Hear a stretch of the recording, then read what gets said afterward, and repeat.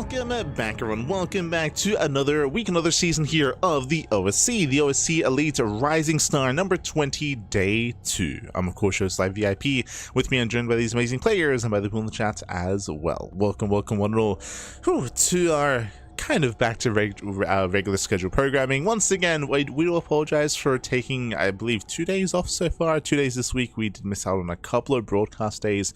We missed out on the Wardy TV Monday and on the Pigastar Cup broadcast. But as discussed yesterday, we have been a little bit under the weather. Again, we've been a little bit under the weather. We've been slowly recovering. We're still not quite at 100%, but we're getting there. We're getting there. We might take a couple of extra breaks here today, just in case, just because our voice has been a little bit sore, has been very worn out, and we've been trying to rest up. On the road to recovery. But regardless, we're going to be back here with some OSC. Let's go. Now, when it comes to this tournament here, the OSC Elite Rising Star is a tournament dedicated for up-and-coming rising talent, hence the name, Rising Stars.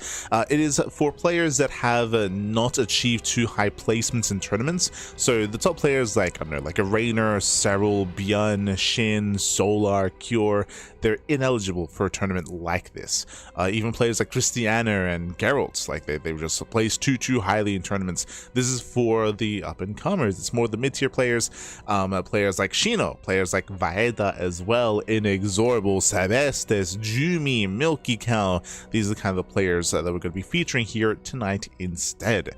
And we'll see who's going to be the Rising Star amongst them. Now, the previous champion for the previous season of Rising Star was Shameless. It was a finals between Shameless and Art, and I believe GgMaChine got 3rd place as well. So GgMaChine, Shameless, Art, these kind of players we expect to make it through and to have high placing. But if you remember, last week we covered day 1 of this event, and Shameless, he got knocked down. He got knocked down to the lower bracket. His double elimination, of course. I believe he was knocked down by Moja. Moja brought him down. So we had a crazy result, a crazy upset. The reigning champion currently is in the lower bracket. So it does kind of leave things open here. It leaves open the upper bracket for grabs to see who does advance further and who does excel. Now that Shameless is down, we'll see who can rise up. We shall see. Up first, we do have our first series. It's going to be a ZVP between Shino and Vaeda. Let's go. Let us go. Just getting our matchup ready here for our ZVP. Game 1 is going to be on Sanctuary 3.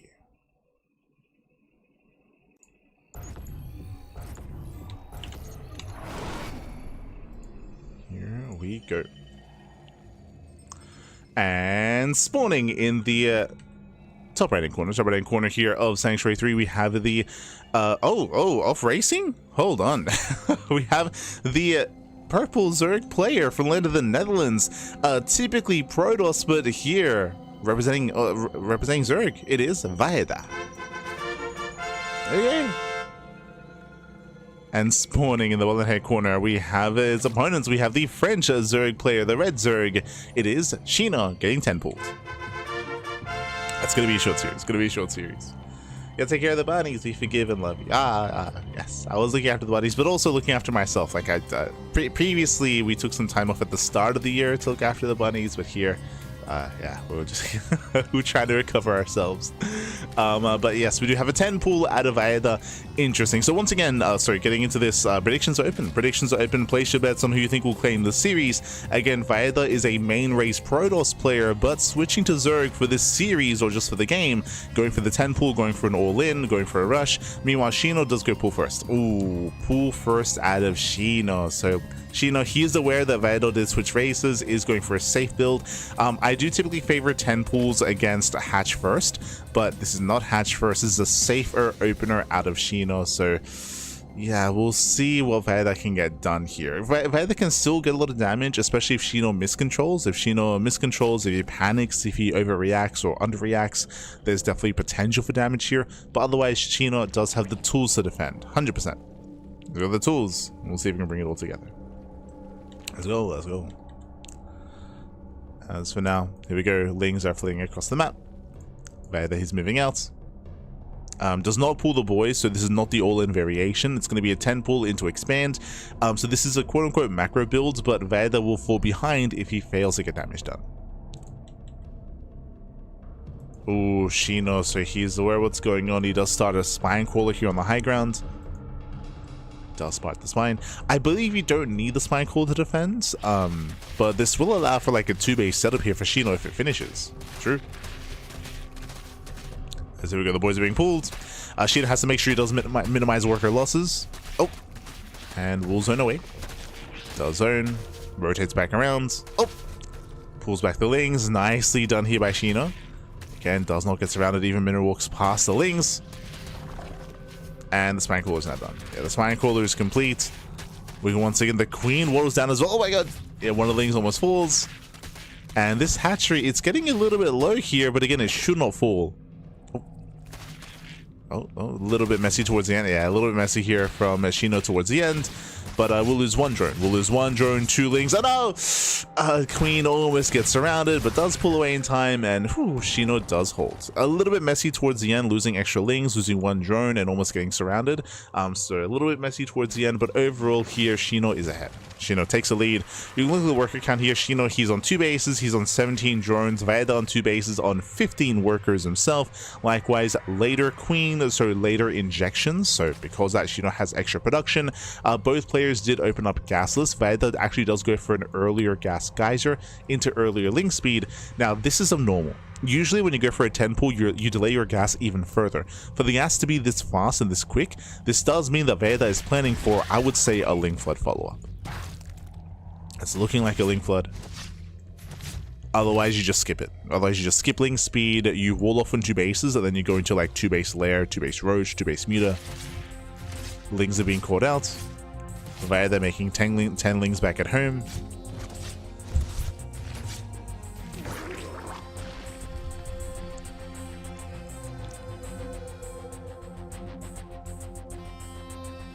And the issue with going for a link flood in this kind of game state is that Shino, one, already has a spine crawler, but is walling off himself. Remember, we spoke about this, but Shino skipped his gas. Because he skipped his gases, bam, we're going to fully wall off on 2 bases. It's a high ground expansion as well, here at the Natural on Sanctuary 3. There's less of a chance of this flood working, and Vaeda is expanding. So Vaeda does take a 3rd base, Baneling Nest on the way as well, Hidden Nest, so this is evolving from a Link Flood into a Bane Bust. There's no need to get a Baneling Nest in this kind of game state unless you plan on trying to break through. Otherwise, again, this is a bit of a waste. This is slowing down your lair, it's slowing down your roaches, it slows down your Eva chamber and your upgrades. So spinning gas elsewhere, Lings they poke in, Vaeda confirms that it's going to be 2 base roach, at least. And cancels. Okay, so it does cancel in the end. As I mentioned, like, there's no need for a Baneling Nest in this kind of game state unless you're going for an all-in. Cancels. This tells us that Vaeda is not going for an all-in, but also tells us that Vaeda is just playing from behind. Vaeda is down to 22 workers compared to the 37 drones of Shino, so Shino has a massive worker advantage here. Again, it wasn't just the 10 pull that fell on its face, but the follow-up. Remember, we spoke about it, like Link Speed into a Link Flood, like, didn't really pan out either. Later tech, gases were too early in a sense that it didn't really pay off in the end. Could have been extra mineral income for a faster 3rd expansion, for example. So this is a very, very awkward position here for Vaeda. Now, there are ways to recover in this game. Going lair like this, we could go like into Aspire, into Mutas. Meanwhile, Shino cancels +1 range. Did you notice that? +1 range was on the way earlier. Cancels that +1 melee. And now we're going into Hidden Link Speed into what looks to be Muta play. Like, there's no reason to cancel +1 range unless you're planning to go into Spire play, into Mutas, with, of course, a Link Flood as well. So here we go, Shino being cheeky. Now, the reason why this works here is because it is meta, or it makes sense for Vaeda to cancel the Baneling Nest because he sees either 2 base Roach or 2 base Muta, right? He sees 2 base play, so there's a very low chance that Shino actually gets Link Speed. Very, very low chance in the meta of the game. Because of that, Shino gets Link Speed, hides the Link Flood, Vaeda cancels the Baneling Nest, and now Vaeda has minimal units to defend. Now Vaeda, he doesn't have any Roaches to defend, doesn't have any Banelings to defend either, and this Flood is going to work wonders for Shino. Just waiting for Link Speed.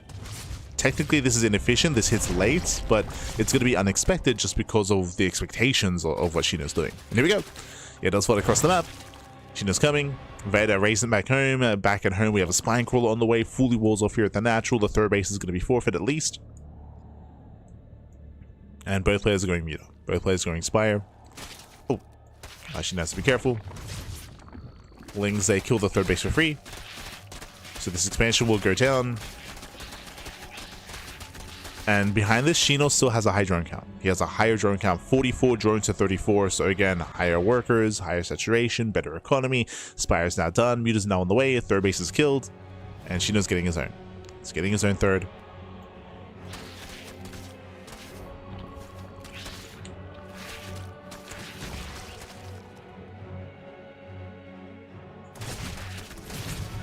Behind this, Vaeda is stuck on 2 bases.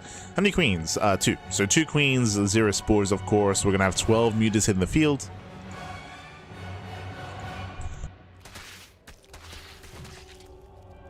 And 12 mutas do move out. And again, it's. I mean, there's really not much that shoots up here. The mutas are revealed. They hunt down overlords. Supply blocking Vaeda. We have spores on the way, which will help defend the mineral lines at least. Meanwhile, the Muse is just hunting down more overlords.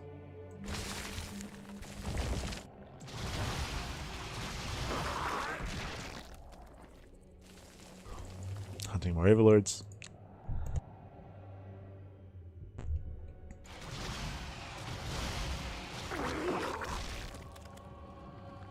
And claiming gases. Gases not being prioritized, are being taken.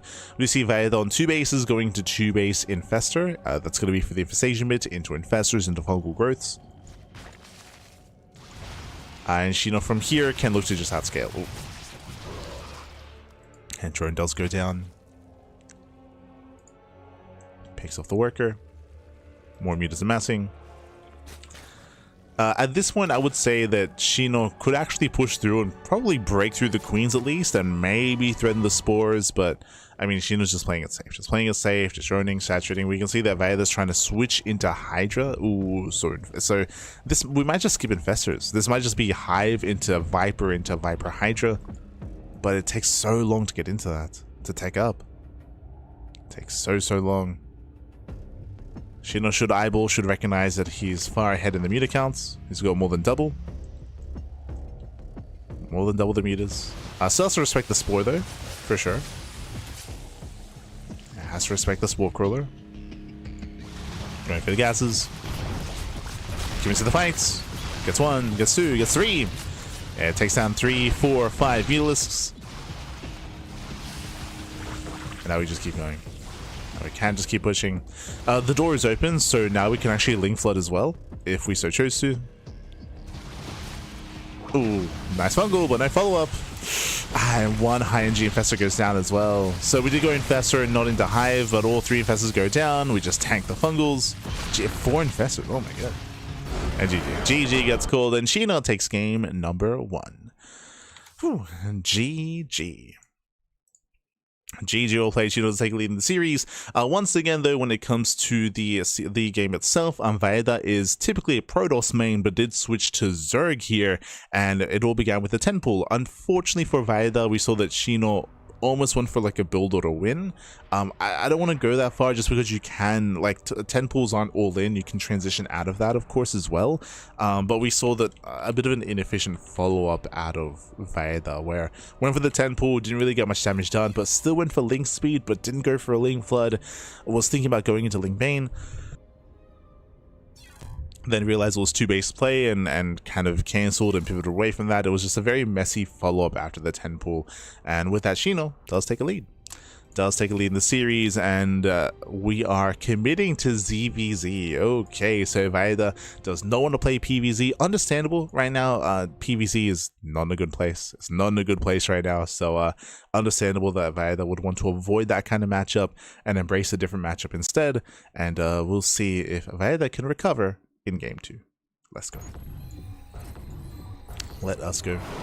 As spawning in the bottom right hand corner of Rorschach, we have the purple Zerg player, typically Protoss, but now playing a Zerg from the land of the Netherlands. It is Vaeda. And spawning in the bottom right hand corner, we have his opponents. We have their opponents. We have the French Zerg. No, never mind. No, yeah, it's time. It's time. And now the roles have been reversed. You're the French Zerg. It is Shino going for the 10 pool. So last game, Vaeda 10 pooled. This time, Shino's 10 pooling. Now, what I will say though, it's a clown fiesta, baby. 10 pool versus 10 pool on Rorschach. Now this makes sense. Rorschach is a small map, has the shortest rush distance out of any other map in the current map pool, shorter than Rainfall, shorter than Rainfall, shorter than all others. So very short rush distance by ground. 10 pools are very common here on Rorschach. So 10 pool versus 10 pool. This typically means that we just bounce off each other and we macro. I want to say like, oh, we're gonna get rowdy, we're gonna get chaotic, we're gonna like smash our faces into each other, and it comes down to unit control. Not typically. Usually 10 pool versus 10 pool, just like a 12 pool versus 12 pool, I would assume they just kind of pivot away from each other, they back off, and then we just macro from there. But we'll see.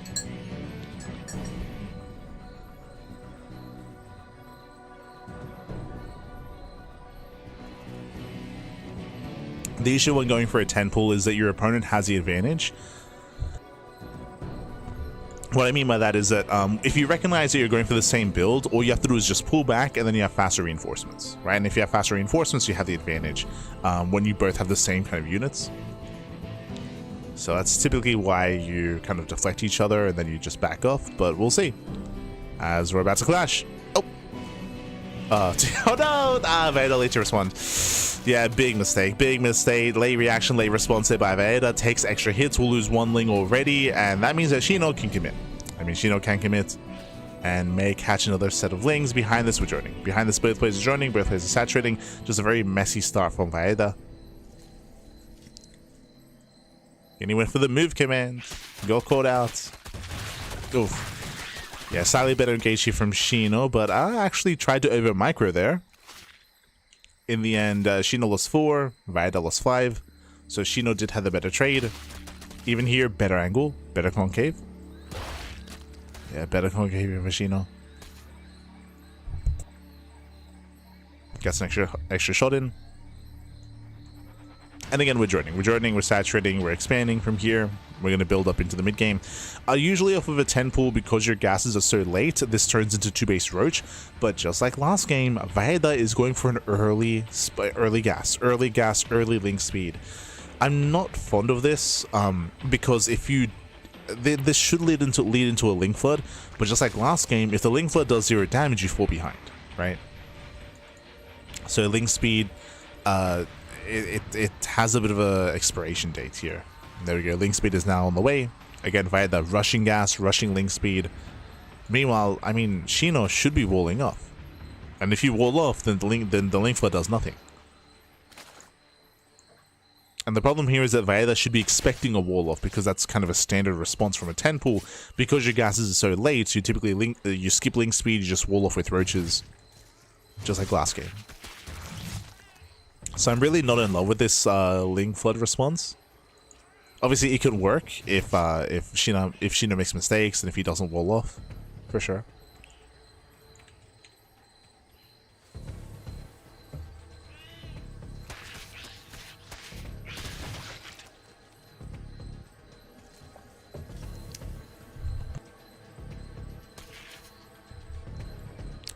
And Shino not taking his gases. Link speed is almost done. And so far, Vaeda has not gone for any kind of big amount of Ling production here. Now just going to be zoned away. Lings, they break through. They bust into the main base, and Vaeda's just droning. Yeah, Vaeda's just droning. Shino does get a full scout. Shino confirms Ling speed, and Shino walls. Begin that wall. One lane does get in. Gets a full scout, confirming no gases. No, in the main, I should say. And we're walling up. So as we settle into our game, once again, Shino is ahead. And it's interesting, right? Because both players went for the same build. They both went for the same opener. But Shino, he's up in workers, he's up in resources, he has a more efficient build. Why is that? Well, as we just mentioned, one, I mean, Vaeda did have some miscontrol early on and did have a bit of a rougher engage with the Lings. But we basically took a bunch of a bunch of drones early on, pulled them into, made a gas geyser, pulled them into gas, and this means later queens. It means less mineral income, less drones, less saturation. It slows down the Zerg player in doing so, and then we invested even further by spending gas and minerals into link speed, which didn't accomplish anything, right? It didn't lead to anything. So this is why it's standard to skip link speed in ZVZ if you ever end up in a 10 pool situation like this, because it means faster lair, faster roaches, faster upgrades, faster wall off. So Shino has just gone for a much more efficient response, and Vaeda has kind of spent a bunch of resources and things that didn't really help, like link speed, like the early gas income as well. It has all hurt Vaeda.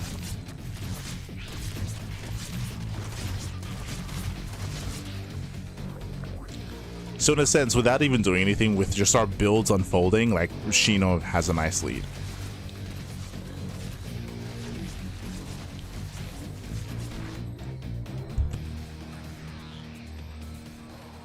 I will say that that the early gases and the early link speed that Vaeda's been going for after the 10 pool, both game 1 and game 2, I do like that if we were up against like a hatch first. Against hatch first, it makes a lot of sense, but against pool first or 10 pools, it makes less sense. In my mind, this shows a little bit of the inexperience of Vaeda at this level of play in ZVZ, of maybe just having like the one build or the kind of the one reaction, one response, but like there's complexity to ZVZ, or there's definitely different facets to it, and going for the same style like this does kind of set you behind. Meanwhile, it's going to be a 2-base all-in. 2-base all-in, Nidus Swarm is now done, and shows Nidus, here comes all the roaches, hitting with +1 range, which is just now kicking in. So +1 range is done. We can see that Vaeda's going for his own 2-base all-in, Vaeda doing this with a lower worker count, and I believe with less larva, as the 3rd base is already up, so extra larva here for Shino. So Shino has extra larva, has better production, does spot to move out with the Overlord. Overlord was in position, so Shino's aware. And Shino's ahead in upgrades. +1 Carapace just now finishing up here for Vaeda, true. Nidus Swarm into the main. Nidus into the main base. Oh, Shino pushing into a concave, so bold move here is going to take a worse fight, true. Yeah, they'll take initially a worse fight, has to pull away. Roaches are coming from behind, Lings are buffering very nicely here, tanking a lot of road shots. But we do have defense advantage. Yeah, defense advantage here for Shino, so with the reinforcements. Initially, I would say this was a better fight for Vaeda, but because he's fighting on Shino's half of the map, we have that defense advantage, and with that, Shino, he does force back the army. Nidus Swarm is done, and Shino can now quickly counterattack.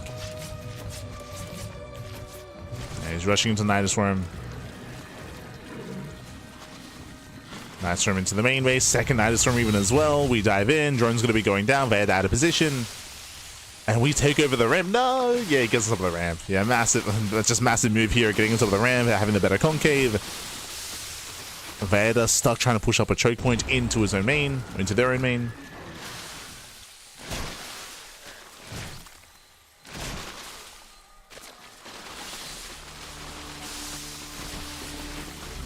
And with that, Shino will shut this down. Takes over the ramp. And now pushing down. So here Shino slipping out of control. Vaeda trying to keep up, trying to push into said main base, but again, it's stuck on low ground. Stuck on low ground, stuck here at the natural. Lair is going to go down. And Shino snowballing out of control. Este Shino.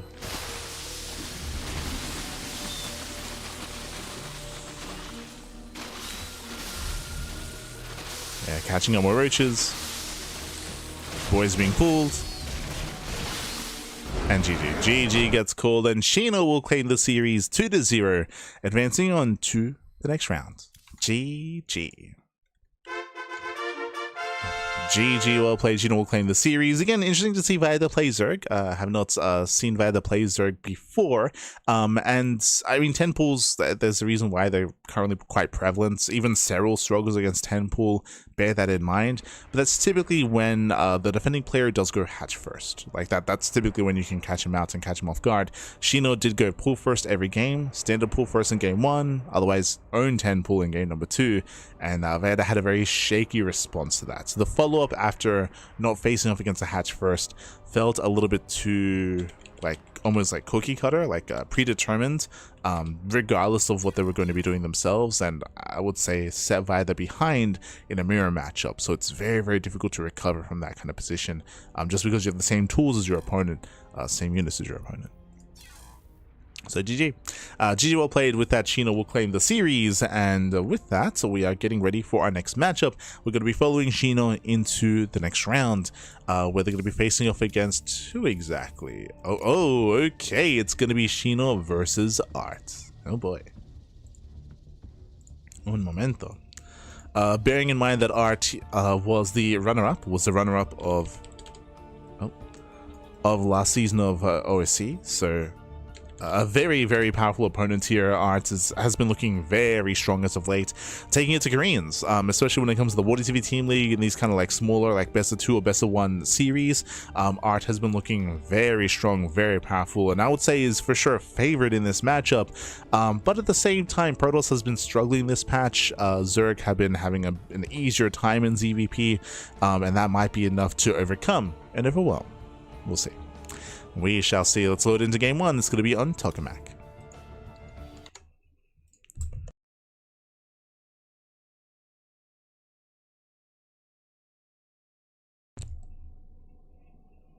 I'm going to be loading in.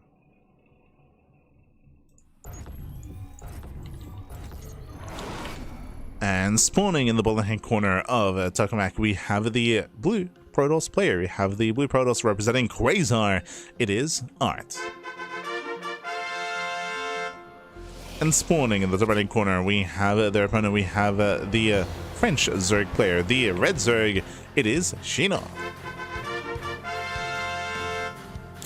Let's go. If you're in the chat, predictions are open. Place your bets on who you think will claim the series. Best of luck in the chat. As we're delving into our ZVP. Now, coming to this matchup, as I mentioned, Art is the runner-up of the last season of OSC Elite Rising Star. Art, I would say, typically would be favored here, but again, we're entering an era of StarCraft where the meta and the balance is very much so in flux. We're getting a lot of patches, a lot of hot fixes, a lot of balance changes, of course, as well. Zerg does, I would say, currently have the advantage, in the mid game, in the mid to late game as well, and we have been seeing a lot of Skytoss out of Protoss. A lot of either all-ins or Skytoss. We see one of the two extremes, you know, either like hyper defensive greedy play by rushing into Skytoss, into Mothership rushes, or by seeing a bunch of 2-base all-ins, whether it's Glaive Adepts, whether it's Charge, whether it's Blink based, whether it's Mass Oracle based. Usually it's one or the other. We'll see what Art goes for. Let's go.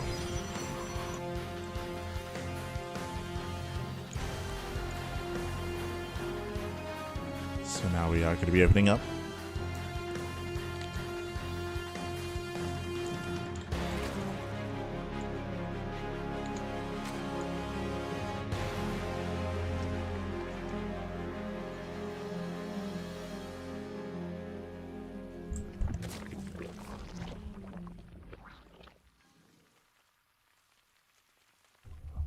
There we go. Here we go. For now, we are going to be opening up with our initial hatch first. So hatch first, hatch gats pool out of Shino, force take the unnatural natural. Likewise, Art back at home just going for his own gate expand. So standard play here out of our 2 players. Nothing crazy, nothing wild. I should also mention, welcome one and all to Tokamak. Tokamak is an older map from last year, right? I think it was from last year. Yeah, like maybe early last year. It's been a while. So for those that are curious here, OSC tournaments, they feature an extended map pool. They have your regular maps, like we just saw Rorschach and Sanctuary 3. They have the ladder maps, but players, they vote on extra maps to add to the map pool. And one of those maps that was voted on is Tokamak. I believe it's Tokamak. If I recall correctly, I think it's Tokamak, Submarine, and Beckett Industries. I think those are the 3 maps that were added, which are pretty extreme, to be honest. Submarine and Beckett Industries are both hyper rush maps, and Tokamak is a very defensive macro map. So coming into the map itself, I would favor Art. Art does go for a Stargate opener. The reason why I say this is because Tokamak is notorious for cutting the map in half and having like 30-minute games, 30+ minute games. The reason for this is because your third and fourth bases are very secure. You have a choke point coming into them. You have plenty of points of elevation here, so you can engage the army ahead of time at a ramp, at some high ground. And on top of that, the area in between the third and fourth base is sealed off by these rocks, which means to defend on 4 bases, you defend 2 locations. 2 locations here, top side and bottom side. 2 locations for 4 bases, so very easy to turtle up, defend, build up on 4 bases, and then you can expand forward and claim the goal base, or expand linearly here on the right hand side and then push like your army in this set kind of direction. So again, this map was notorious for hyper long games, for even mined out situations as well, and we'll see if we can get there. So if Art wanted to try to rush into Sky Toss and be hyper defensive and go for like a wall of cannons and Stargates and carriers, then it would make a lot of sense on this map specifically. We've seen it before. True. Otherwise, we're expecting Shino to likewise be a little bit greedy and build up on 3 bases. So far, it's still just a Stargate opener. The Oracle is soon to move out. Sorry, already has. So Oracle first. Does try to back in. Pulls away. Let's pull back.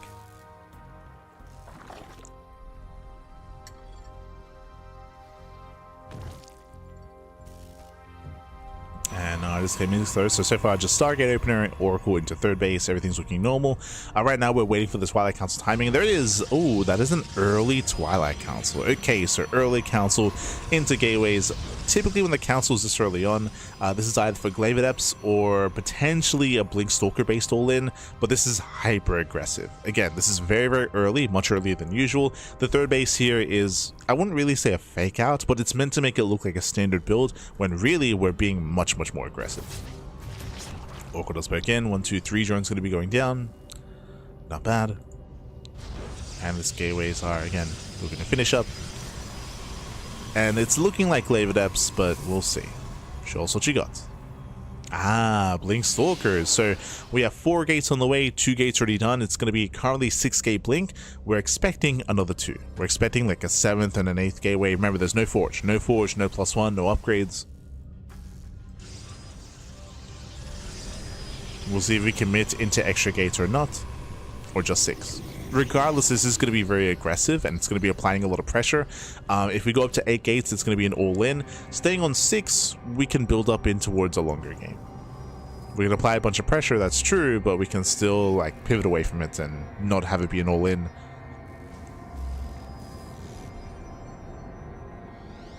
We're also expecting a probe to move out with this to set up a reinforcing pylon. Remember that you can have fast warp-ins with a regular pylon, you don't need a gateway anymore.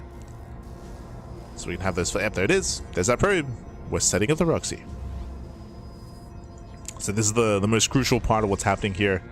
Probe does move out. We're setting up the pylon. Stalkers are pushing. Oh, nice catch. Very nice catch. Blink is not done. Yeah, Blink is not done. 1 Stalker goes down for a handful of Lings. There's that reinforcing pylon to warp in aggressively across the map.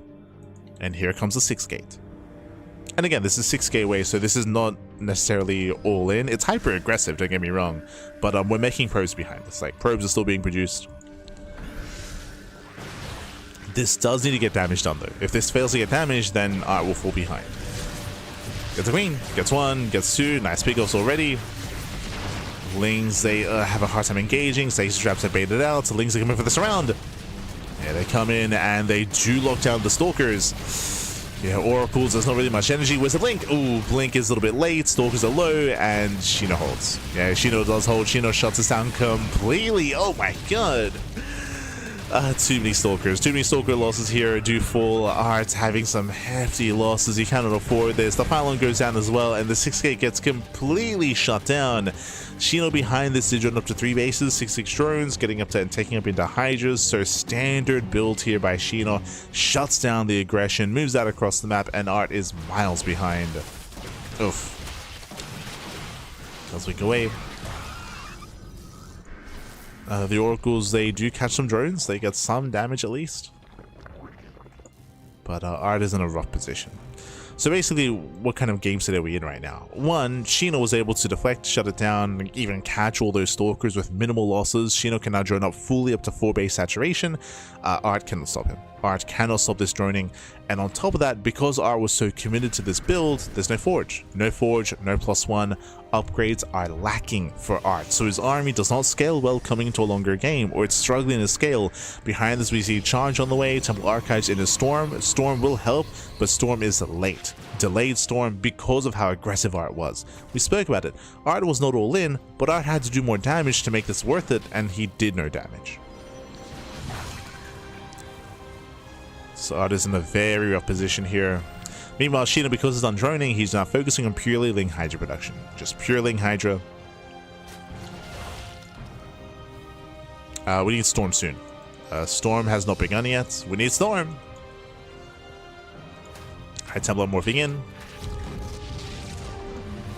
Oh, okay, we're only using them for Archons. I mean, so this is a nice, like, kind of 1-2 punch here. The 6 gate failed, so now we're going for a charge on Archon all-in. But yeah, GG. GG. We don't even get the final fight here. Art knows that the writing is on the wall, and with that, Shino takes game number 1. GG. GG, well played.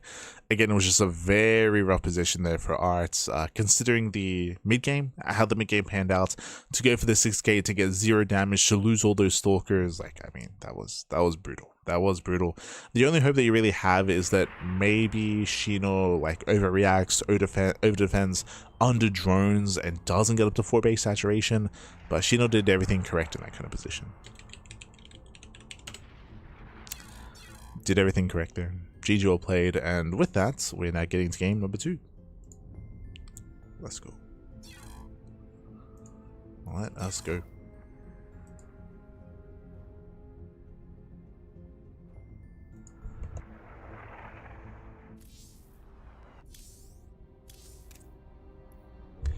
We're loading into game 2. We're going to be loading into Washouts. Okay. Washout, of course, is a kind of interesting map in that map. Well, I'm still very much so on the fence about Washout. Like, I'm still not convinced by the map itself and its features and what it brings to the table. We often do see a lot of mid-game play, a lot of all-ins. All-ins are quite trendy on Washout. It's quite rare to see any kind of mid to late game play on this map, but we'll get into it. We'll get into it. Let's go.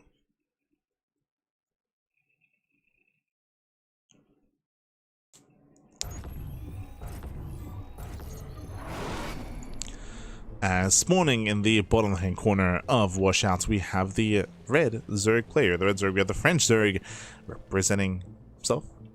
Leading the series 1-0, it is Shino. And spawning in the top right hand corner, we have as opponent, we have the blue Protoss player. The blue Protoss representing Team Quasar, the runner-up of the last season of OSC. Down in the series, can he bounce back? It is Art. Let's go. Let us go. Now, last game we did see a 6 gate setup out of Art, hyper aggressive, fell on its face, fell behind, far behind at that. This time we'll see if we go for another aggressive build. We might double down and be even more aggressive. We did emphasize that a 6 gate is not an all-in, but did need to get damage done. Meanwhile, we could also see like commitment into extra Stargate play, Stargate, Void Ray into Fleet Beacon, into Mothership Rush. We'll see what Art brings to the table. We'll see how he does adjust coming into game at number 2. We shall see. But I would say that the takeaway from game 1 is that we need to be a little bit more extreme. Either double down, be more aggressive, or be greedier. Here, Art's build was a little bit more middle of the road, which isn't bad necessarily, but got shut down pretty hard.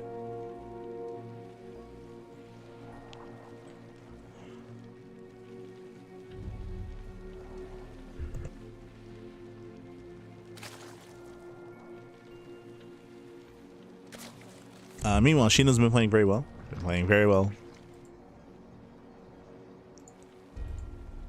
Definitely looking better than he has in a long time. Shino, he's like, again, more of a rising star, more of an up-and-coming talent who's been improving over time, of course, over the past couple of years, and has only more recently been finding more success.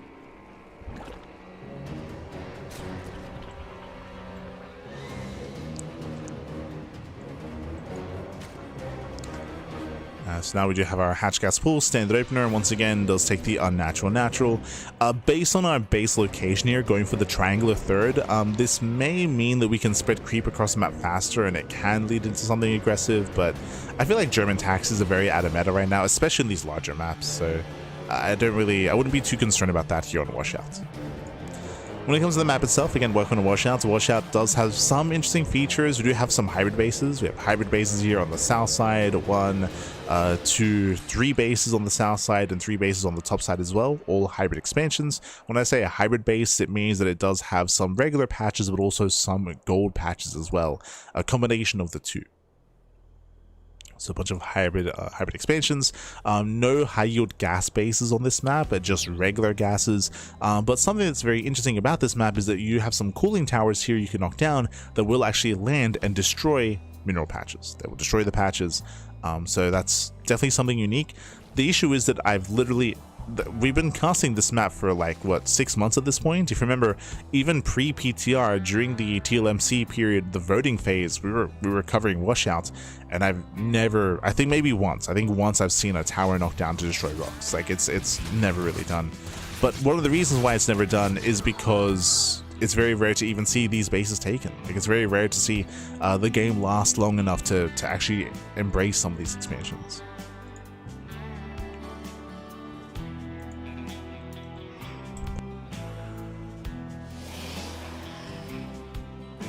But now, Oracle Opener out of Arts. The Overlord does confirm it is going to be a Stargate.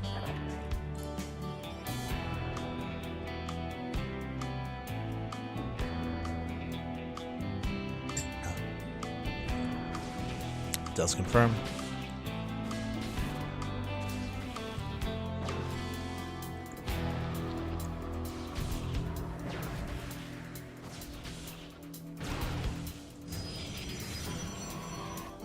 From here, we're just backing off, we're building up. We're still waiting for the tech of choice here. Remember, the third base has just now been taken. At this time last game, we would have seen a Twilight Council. So far, we can see that Art is not rushing into an early council yet, but we're still waiting for the tech of choice, right? Does it go Council first, Forge, Robo, second Stargate, Fleet Beacon? Wait and see what happens.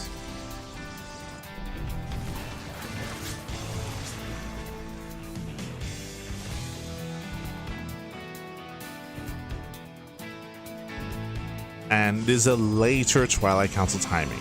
Okay. This is a little more standard. When it comes to its timing here. We're expecting a Forge to come alongside this. So eyes are on Art.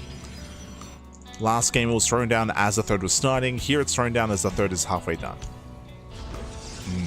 Never mind. That's a big gateway explosion. We're still waiting for the Forge.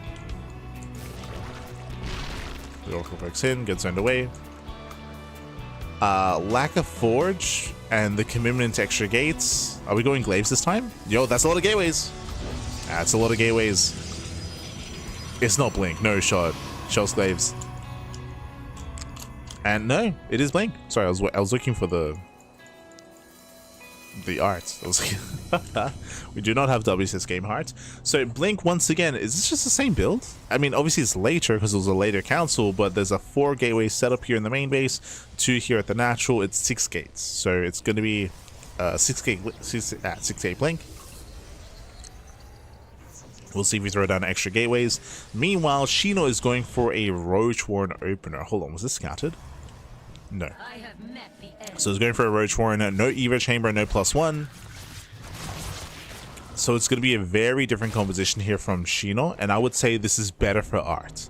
Mass Ling and Ling Hydra trades very nicely. Oh, there's more gates. Let's go. If you remember, this is what we assumed was going to be happening last game.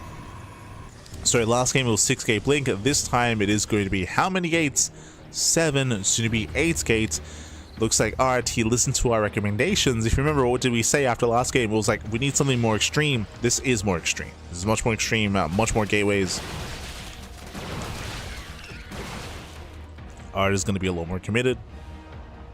Here comes a proxy pylon. It's already set up. Art is coming. Yeah, Art is pushing out. Hydrogen is delayed due to the Roach Warren. Weapons are coming in.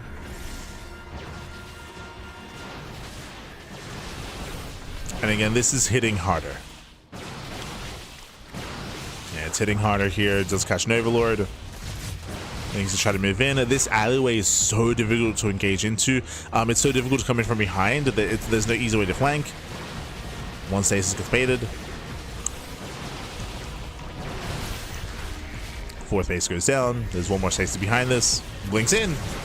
It does that forward. Ling's gonna be forced further back. Yeah, they're being zoned away. Queen falls. Lings as well. Better stasis, catching out 3 Lings. Reducing service area. Hydras are still building up. And if we run out of Zerglings, we just link in. He does. Yeah, Art goes to the dives. Links on top of the army here. Hydras being focused down. Catching at 1, 2 Hydras. Yeah, some rough losses here for Shino, and Art is doing it. Art is doing it. Art is breaking through, catching out more Hydras. Doesn't quite get the Queen. Lings are barely holding on, catching up 3 more Stalkers. Oh, it's Hydra. Takes some Hydralisk. Once again, pulls away. But Art has been trading well. He killed the expansion. He's traded well with the Lings, catching up some Hydralisk as well. And this time we have the follow-up into Charge. +1 is on the way. Charge is on the way. Do have a 4th expansion going for the hybrid base as well. And Shino this time is kind of stumbling his way into the mid game. Thankfully, I say that, did lose that base. He's down in workers, down in saturation. Shino needs to drone up.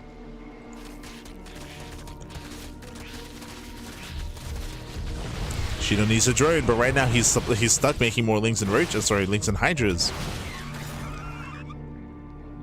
He's stuck making Ling Hydra. And Shino is forcing himself all in. What I mean by that, 28 Lings on the way, instead of droning. So Shino is choosing not to drone, not to saturate. Shino is committing, doubling down, is all in. Armies, they pass by each other. Uh-oh. Bailings are not quite ready. So this Zealot-based army can trade very well. Alright, pushing forward. Hiding all those Zealots. Lings, they tend to engage. Zealots are activated. They're coming in. Yeah, Zealots reveal themselves. And do we get on top of the Hydras? Oh, not yet. So far, Art pulls away. Shino morphing in all those Banelings, needs those Banelings against the Zealots.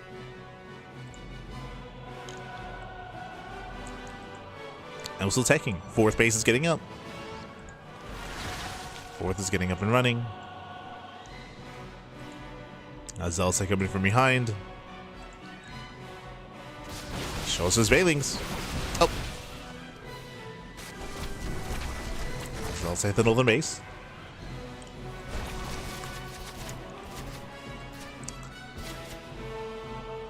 The northern expansion. Art likewise pulls away. Art is almost maxed out. Storm is not done. So just like last game, there's no Storm follow-up. Instead, we're just going to be hitting faster with Archons.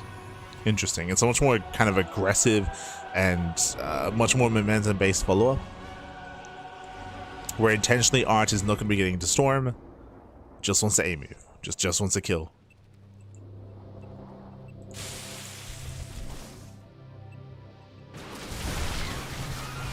And Archons, they tank so well here against Ling Bane.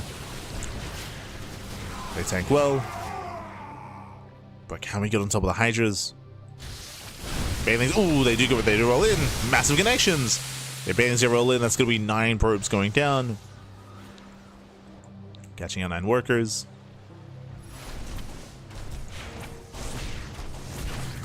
Lings, they run into the army.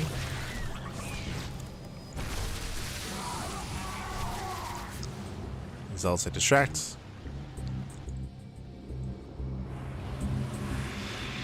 Alright, still amassing more Archons. Likewise, I would favor Shino if we were able to, one, drone up. Like, the drone count was very late, was very delayed, and we're still not quite droning up to 4 base saturation. On top of that, no lurker tech. It is still purely Ling, Bane, Hydra, which I'm not too fond of against the kind of army that he's up against. I mean, thankfully there's no storm, right? That'd be worse. But Archons are moving in. Oh no, the Hydras! Yeah, Hydras, they have to be careful. Zealots they collapse in as well. They connect. A couple of decent bathing connections, but the Hydras are going down. Yeah, expensive losses here. Hydras are naked. They're on their own. They're on their own. They're being focused down. Heavy losses there for Shino. Losing so many Hydras. And with that, Art is done it. Art is breaking through. Cleans up all the Banelings. Breaks through the Lings. So many Hydras go down. We're down to what? 6? 7. 7 Hydras left. Down to 6. Losing another. Down to 3. Still trying to reinforce, but again, expensive losses for Shino. Alright, warping in back at home. Does warp in.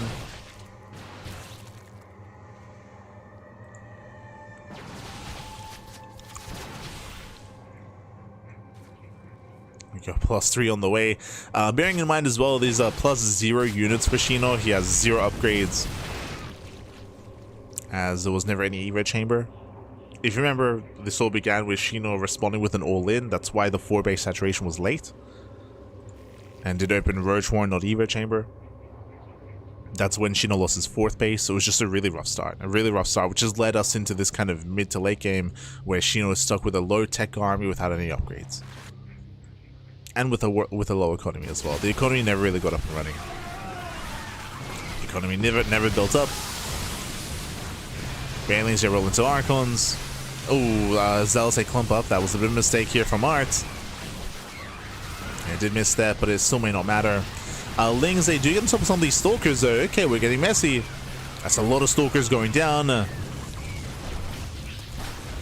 some lazy micro there from Art, but he doesn't care. Like, he doesn't care. He just commits.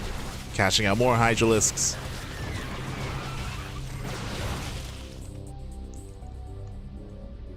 And Shino's been on the back foot for like 5+ minutes. Like, it's just been a really rough follow-up here. As I mentioned, he kind of got forced into an all-in and forced to commit and never really got the ball rolling. Because I was just so aggressive. At the same time, Ling counterattack does hit the middle line, but there's Zealots to defend. Zealots to defend back at home.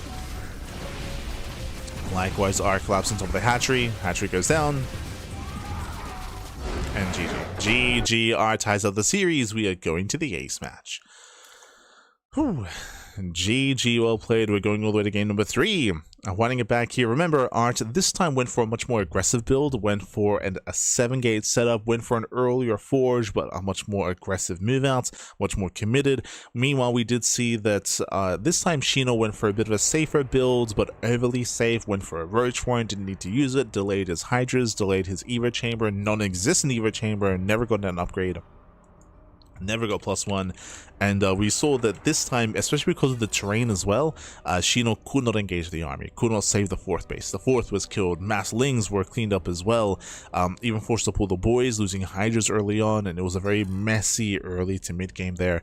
In the end, Shino was kind of forced into an all-in, was forced to double down on commits, but got outscaled. Got outscaled in the end. We saw that basically Art was able to outscale out macro coming into a longer game after doing all that damage. GG. GG, well played. And with that, we're getting into the ace match. Going to be loading into game number 3, and we'll see who will claim this series. This can still go either way. As game 3 is going to be on Sanctuary 3. Okay.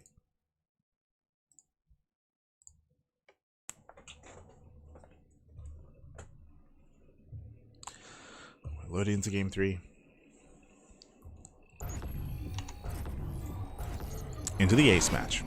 And spawning in the bottom left hand corner of Sanctuary 3, we have the red Zerg player. We have the French Zerg. Oh. Being forced into a tied series into the ace match. Can he bring it back? It is Shino. And spawning in the top right hand corner, we have their opponent. We have the blue Protoss player representing Quasar. It is Art.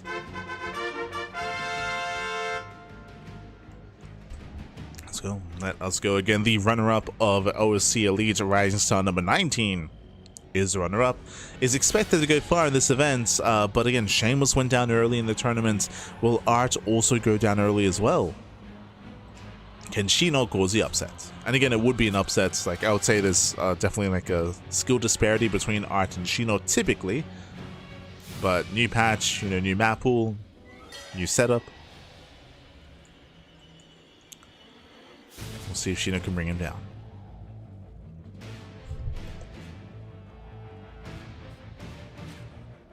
Now, so far we have noticed a trend here from Arts. Arts game 1 went for a 6-gate blink aggression. Game 2, 7-gate blink aggression.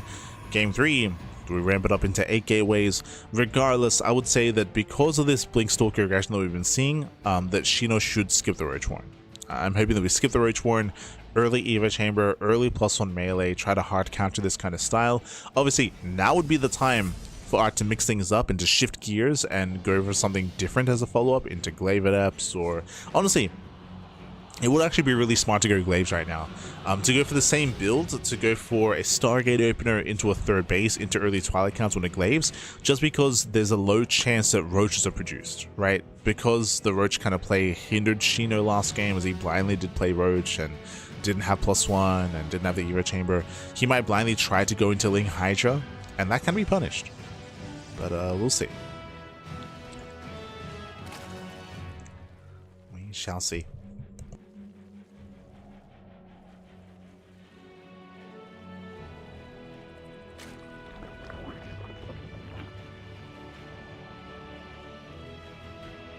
Ling Hydra.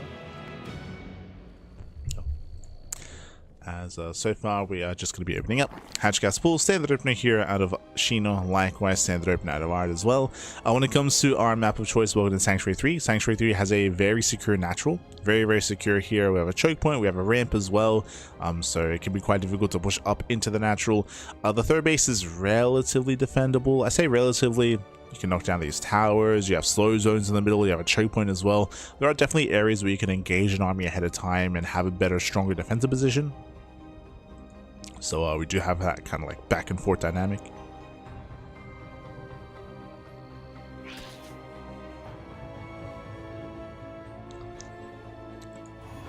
Ooh, and okay, so Art does mix it up here. That is a very early council. For the first time this series, this is a Twilight Council opener, not a follow-up. What I mean by that, every game so far, it has been Blinkstalker aggression, but that's been off of a Stargate opener. It's been Stargate, Oracle into a third base, then the tech. This time it's Twilight Council first, no Stargate. So this is much more aggressive, this is much more committed, this is a setup for a 2-base all-in. I'm leaning towards Glaives, but you can go into a charge base all-in. You can see here we pulled 1 and 1 out of gas. It looks like Glaive Adepts. If it was charged, we'd be pulling more out of gas. I believe it'd be like only 1 gas mining. But we'll see. Yep, Glaives are on the way. 3 and 3 is just too much gas. So we have 2 and 2. Going to 4-gate Glaives. No Robo though. So I believe this is a macro variation of Glaive Adepts. If I'm not mistaken, because we're not spending money on a Robo, I believe that means that Art can expand. No, yeah. I was gonna say, I believe that means that Art can expand, and Art does expand. So it makes sense. This is a macro variation. This does mean that technically if you trade, then you can macro out behind it and build up your economy, but you still need to get damage done, right? It's not all in, but you're still delaying your tech, right? Late Forge, late Blink, no Stargate, no Oracles. You're skipping and delaying a lot of tech to make this work. This still needs to get damage done. It might not be an all-in, but it is still very committed. Ooh, Shino, whoa, hold on. 2-base Hydra? What? If you recall, I was assuming that Shino was going to go for Evo Chamber +1 melee into Ling Hydra, but this is straight Hydra, no upgrades. This is very greedy. It's very, very greedy here. It does eat into, I mean, it means late third. So third base is late, economy is going to be delayed. This is very risky play here by Shino. I think I favor Art early on. Hydras do help, but we need to preserve the Lings. Yeah, we need to preserve their Zerglings. Let us move in. If these Lings engage first, they will be killed before the Hydras pop. You need buffer for the Hydras, so you cannot throw those Lings away. So far, getting 1, 2 drone kills. Say 2, 6 drones go down. Oh no, we shade in. Yeah, we shade in. The Lings, they engage. Lings going to be going down. Drones are being pulled. And Shino, he plummets here. Losing Hydras, as I mentioned before. Hydras are vulnerable, they're exposed. We shade to low ground and catching up more Hydralisks. Catching up 10, 13 drones so far. Yeah, 13 drone kills, 3 Hydras so far. This is a good trade here for Art, but we also have potential for 2 base all in. Remember, we have the Hydra upgrades on the way, low drone count, so Shino might just commit into Ling Hydra. Back at home, Art has to get ready for the counter attack. For now, just making more adepts, which is fine. More adepts, more gateways. Shino does scout. Shino's looking for Storm. He's looking for a follow-up. Like a Templar Archives or a Robo. Does spot the Robo. I would say here Art has minimal saturation, but it's going for a Blink follow-up. Interesting. Meanwhile, what army do we have? 2 Lings. Oh no, this might just kill. This wasn't meant to, but this may just kill. Yeah, Queen goes down. We could shade into the bases here. This is the army. 4 Hydras. 4, now 5 Hydras. Slowly building up more Lings. Adepts, we can commit.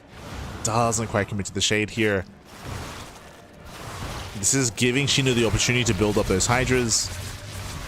But you can see they're being focused down. Yeah, this is why I wanted him to commit earlier. You can just fight this. You can just fight this head on. GG gets called, and Art, he will claim the series 2-1. GG. Whew. GG, well played, Art. He will claim the series. He will advance on into the next round. Meanwhile, Shino is knocked down into the lower brackets. Again, shout out to Shino for making a series out of this. Typically, I would expect Art to 2-0, to be honest. Like, Art is a much more accomplished player, but to see Shino take it to Art and threaten him was cool to see. That's back and forth dynamic, of course. When it comes to this final game, again, it was, I would say, almost like a build order loss for Shino. If you recall, Shino going into a fast Hydra means that the link count is lower, but it also delayed the third. So late third base, late saturation, late production as well, just because you're delaying your larva. And by going into a heavy like Hydra setup like that, I mean, you're just spending a lot of resources, you're delaying everything else in favor of mass Hydra, but the Hydras are vulnerable to Adepts. Adepts, they trade very well against Hydras like that, especially in low numbers, and we saw that the Adepts, they just had their way with all things Zerg, with the Hydras, with the Lings, and even with the Queens as well. It was just, again, unfortunately, was stuck on a low economy and low production, building up an early high-tech army, which got completely shut down by the Adepts. Very risky play there by Shino. Did not pay off. Did not pay off. Shino, I'm sure, was hoping that that Art would play standard, that he'd go for like a Stargate opener into a third base into later tech, in which case Shino could make this all in work, and then Shino could just snowball from there, but Art didn't play standard. Did not play standard. And with that, congratulations, Art. He will advance on into the next round, and we're getting ready for our next matchup. It's going to be a TVP this time, featuring a little bit of Terran, featuring an Inexorable and UED Soldier. Let's go.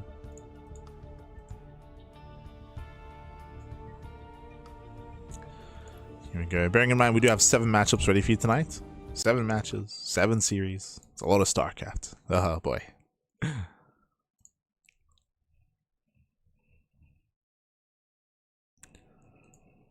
lot of content, a lot of StarCraft.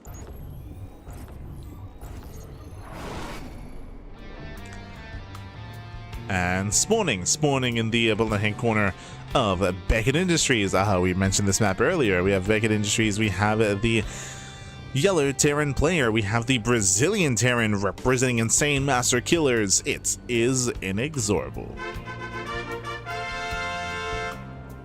And spawning in the top right-hand corner, we have the green Protoss player representing, I believe, still on Team PCEC. No, sorry, not PCC. A little fairy, that's it. A little fairy. It is UED Soldier. Let's go. Let us go as we're settling into Beckett Industries. It has been a long time. It's been a while since this map has been in the map pool. If you remember, Beckett Industries was around in the early COVID era of StarCraft. This would have been like 2021-ish, 2021, 2022. I believe Beckett Industries was in the map pool after Submarine, but it did play the same role. For those who are curious, Submarine was the rush map of its time. Beckett Industries was even more extreme. Very short rush distances by ground and speed zones.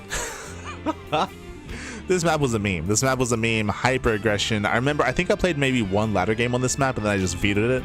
So yeah, it was a very rare map as well. Very small, very short rush distance, hyper aggressive. Likewise, the natural base is on the same plane of elevation of the main attack point, so you can just push in. Likewise, you can also hit the low ground third as well, which is not the most defendable here, just because that rush distance and just because of the multiple angles of attack. So expect aggression, expect all wins on Beckett Industries. Have those expectations. Meanwhile, if you're in the chat, before I get ahead of myself, it's Gamba time. It is Gamba time. Predictions are open. Place your bets on who you think will claim the series. Best of luck in the chat. Now, it's a little bit more difficult to predict this. I think I want to lean towards UD Soldier. Both players are from different regions, of course. UD Soldier from Europe, Inexorable from Latino America. So different regions, different kind of areas of StarCraft, regions of StarCraft. And they don't really play too often as a result of that. I do lean towards UD Soldier just because of his recent performances and recent exposure, especially in the Chinese team leagues. But we'll see. I know that Inexorable can be very aggressive in this matchup, for sure. For now, going for the high ground CC. Does go for the high ground. Setting up in the main.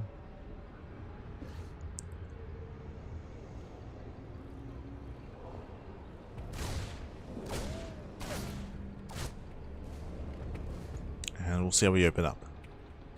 We shall see.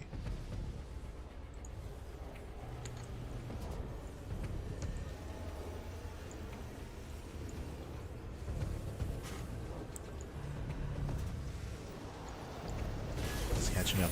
As we're going for an extra amount of gateways here, this is very unexpected. So we have a 2-gate follow-up here, 3 gates in total out of UD Soldier, so hyper aggressive, delaying the tech and pushing out further. Again, if you've been watching StarCraft as of late, you'd know that specifically in PvT in the meta, we've been seeing a lot of aggression, a lot of early aggression from Protoss, and a lot of difficulties out of Terran defending. Eyes on this probe, shows the pylon. There it is, proxy pylon across the map. It's going to be 3-gate aggression out of UD Soldier. It's going to be a tough hold. Inexorable now is moving down to expand, of course, claiming his natural. Does have a 1-1-1 follow-up out of our Terran. We're going Hellion drop? Hold on. We're making extra Hellions. Yeah, getting up to 4 Hellions here. No safety Cyclone. Going into Cloak Banshee, not Raven. I think UD Soldier just kills. We're gonna have extra Stalker Warp Pins. These Stalkers, they trade well against the Hellions. Banshees, they can be nice and all, but this is hitting pre-cloak. We're add-on swapping, barely an army, no safety bunker. Yep, Stalkers just walk in. They just walk in, and they will kill every SCV here. At the same time, here comes a Hellion run by, going for the dive. They bust in, and they bust in as well. Probe's gonna be falling. We're getting rowdy. In a head-on fight, UD Soldier wins 100%. He wins 100%, but there is no head-on fight. Instead, the Hellions, they've bypassed the army. Bust into the natural. Probe's going to be falling. How many probe kills? 12. Ooh, probes are lining up. Getting up to 15. Yeah, 15, 16, 17 probes going to be going down. Ooh, another volley towards the end here. 19 probe kills, but this main army should not be dealt with. Nice target firing out of an Inexorable. UD Soldier, he had some miscontrol. We're gonna keep going. We're gonna keep pushing in. We keep going. Da-da. Yeah, does pick up more workers, does focus on the Marine. There's one Marine left on the high ground. Cloak is about to finish. The fact that this mage survived until Cloak was done is crazy. Oh, yeah, Cloak is activated. And Inexorable holds. Wow, Inexorable, he does hold, he does defend. Did cost him 24 SCVs, and Inexorable is down to 8. Down to 8 workers, barely an economy. He does have mules, so mules it will help, of course, but Inexorable should not be able to expand. Robo's on the way, we're working towards that detection. Stalkers, they break through. They pick up the depot. And we're going for the add-ons. We're going behind the mineral line even. Doesn't get the Stalker, wasn't quite worth it, forcing the recall. But again, 8 SCVs, 1 base economy here for an Inexorable. UD Soldier, he backs off, Observer's on the way, Detection is going to be available. Now we just tech up. Now UD Soldier can just chill, build up, tech up instead. Get into Blink, get into Detection. And again, mules are good. I don't believe that they're good enough for Inexorable to recover in this game. There's a chance that Inexorable can go into an all-in. I should emphasize that I don't see Inexorable macroing out of this, but I can see him making some SCVs and pulling the boys and going for like a 1.5 base all-in or something like that. As Inexorable, he's slowly building up those tanks. He's building up the tanks.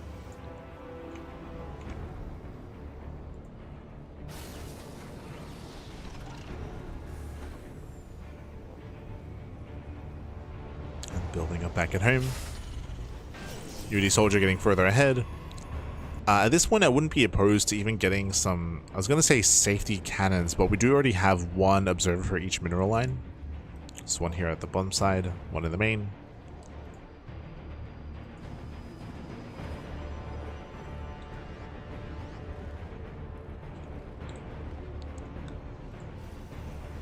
We're making a second Banshee. First one moves out.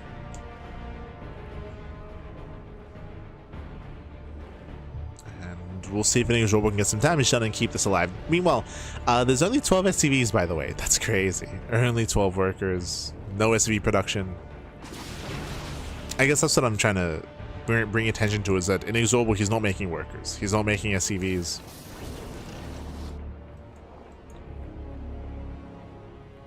He's skipping SCV production.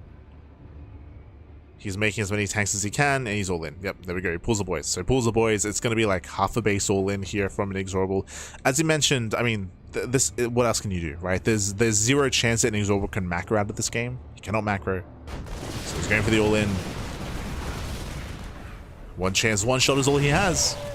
Oh, the Banshee. Yeah, we have 3 tanks moving in. If they can get within range of anything, they will kill it. If they siege. Pushing forward. Immortal on the high ground, battery as well. Nice tank shot, catching out 2 Stalkers. Again, these 3 tanks, they're gonna pack quite a punch here. But there's no buffer. Yeah, there's no buffer, there's no support. Stalkers, they collapse on in, they concave the army, they pick off all the Banshees, they dive on top of the tanks. GG gets called, and UD Soldier will take game number 1. GG.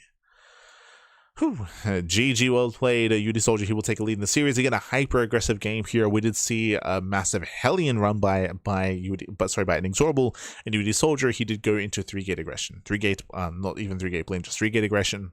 Bypass the army, push into the main base, cripple the economy, and again, Inexorable, he went down to 8 SCVs. Went down to 8 workers. So no economy. He was killed then and there. Eventually did go for an all-in as one final effort to try to squeeze out a win and try to be a little bit cheeky and maybe catch his opponent being too greedy. But GG. GG, well played. With that, UD Soldier does take a lead in the series, and we'll see if Inexorable can bring it back.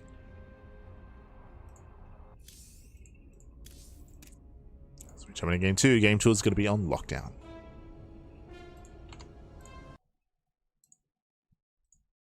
Okay, back to some of the more normal maps. True, kind of.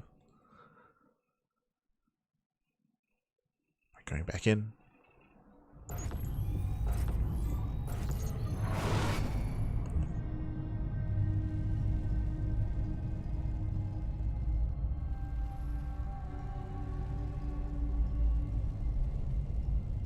And spawning in the left-hand corner of Lockdown, we have the yellow Terran player, the yellow Terran himself. We have the Brazilian Terran representing Insane Master Killers. It is Inexorable.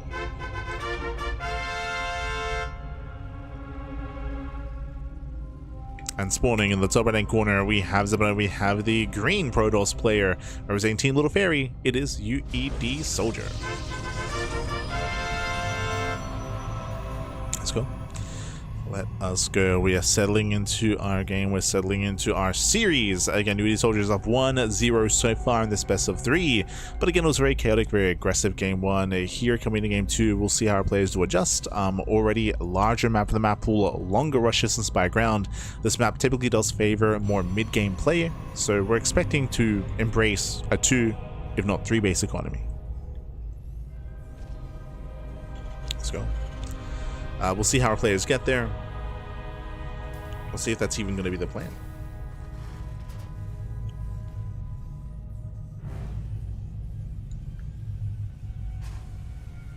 Now we're going to be opening up. Now when it comes to this matchup, we have been seeing a lot of, I think I want to say diversity here. We've been seeing some, never mind, we're proxying. I was going to say that we've been seeing some Protoss players that go for delayed warp gates and go for like they get warp gate but they delay warping in their gateways, and they stay on like a regular gateway, kind of like 2 gates blink into a 3rd base into a stronger mid game. We've been seeing that quite a lot, but instead proxy. We're going for the proxy, so we have 1 gateway across the map, but 1 back at home, so early aggression. This is designed to punish a low ground CC, and we can see that Inexorable, he is scouting his 3rd base location looking for a proxy. Oh, does he see? He don't. Oh no, he was about to see, but he did re-rally, he did reroute. Yeah, SCV is checking some of the closer locations and barely will. Oh no, he sees. Oh my god, just barely does confirm, but doesn't really matter as much because it was already going for the CC on the high ground CC. Once again, just to re-emphasize, this build from UED Soldier was supposed to punish a low ground CC here at the natural location, but Inexorable was playing very safe to begin with. So now he has the wherewithal to start a bunker, so bunker is now on the way, production's safer further behind, CC on the high ground, and Inexorable, he's very, very secure. Very secure, very well set up. Looking good.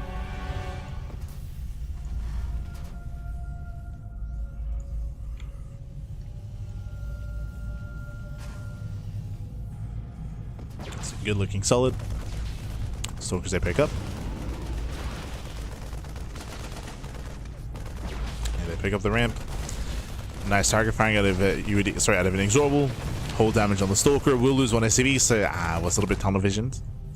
Yeah, some tunnel vision there out of Inexorable. But overall, he's holding. He's holding, defending. Behind this, we do have a Reaper. No, he gets around. Jesus, that was close. Whew. Reaper does get across the map. We'll get 1 probe kill so far. I guess 2. 1, 2 kills. Nicely done. Tech lab on the way for tank production or even safety cyclones. Boys being pulled. And he's always got to be careful. He has to pull back those weakened SCVs.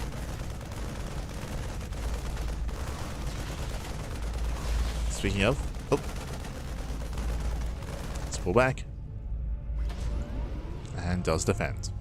Meanwhile, it is going to be the safety cyclone initially, just to defend, just to be able to hold on early on. Meanwhile, Twilight Council's on the way, working towards Blink, I would imagine. We do see a delayed expansion here from UED Soldier, and Inexorable so far has a better economy. So stronger economy out of Inexorable. Better saturation, mules, and will soon land his natural base faster than the natural base of the UED Soldier is going to get up and running. So when it comes to the openers, our Terran player here is ahead.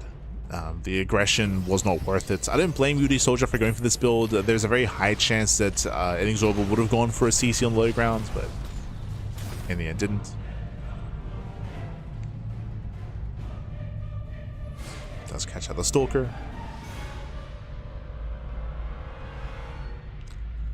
And Inexorable should just chill. At this point, it should just be chilling, just building up here on 2 bases. Building up his tank counts, getting a 3rd CC. There is a chance that Inexorable does go for a 2-base all-in, so we'll get to that when we get to it. Inexorable, I would say he's known for aggression in this matchup. He's not really known for playing it too slow.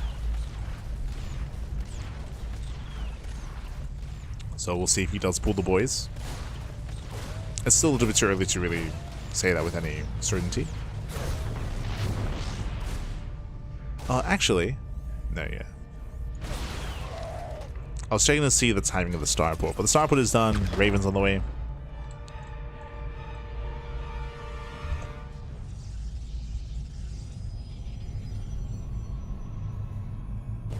Everything's looking normal. Back at home, Blink has begun for UD Soldier trying to recover and trying to gain map control, but again, it's very delayed map control here.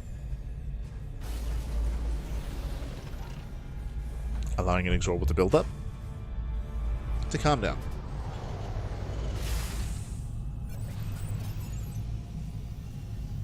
Just calming down, Zell just poke in.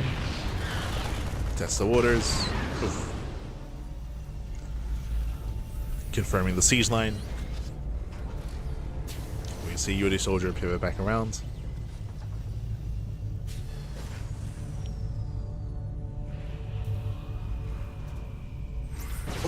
Does go for the dive. Yeah, it does dive in and will catch a Raven. Very nice. Yeah, Raven goes down. But will lose all these Stalkers. They're getting trapped. Yes, some missing control there from UD Soldier. I would still say that was worth it, sniping the Raven of all things. Raven has a lot of value, a lot of potential.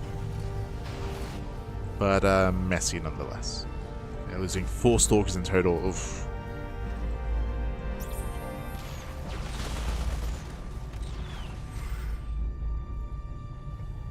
So Inexorable does break out. Behind this, you have the Bay on the way, working towards Colossus. Working towards splash damage.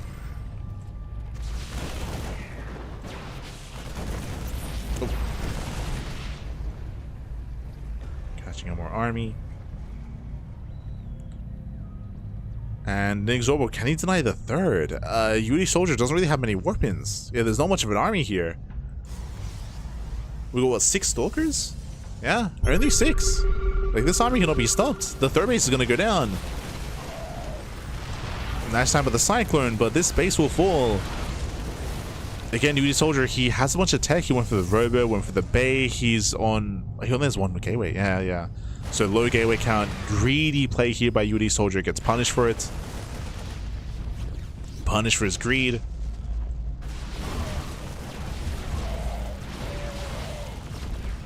Looks like we can clean this up though. So Will is a third, but Will clean up these tanks.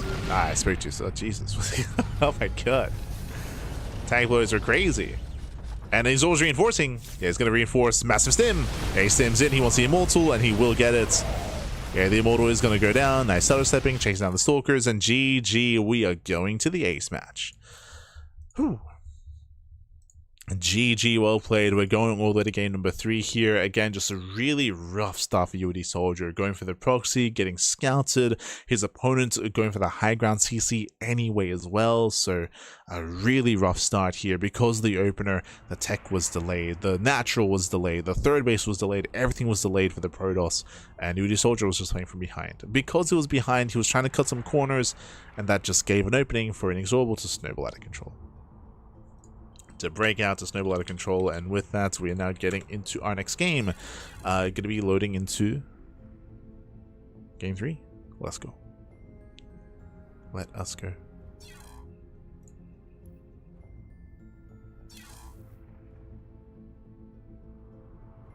So getting into the ace match, and it's going to be on oh god. It's going to be on Rainfall. Okay.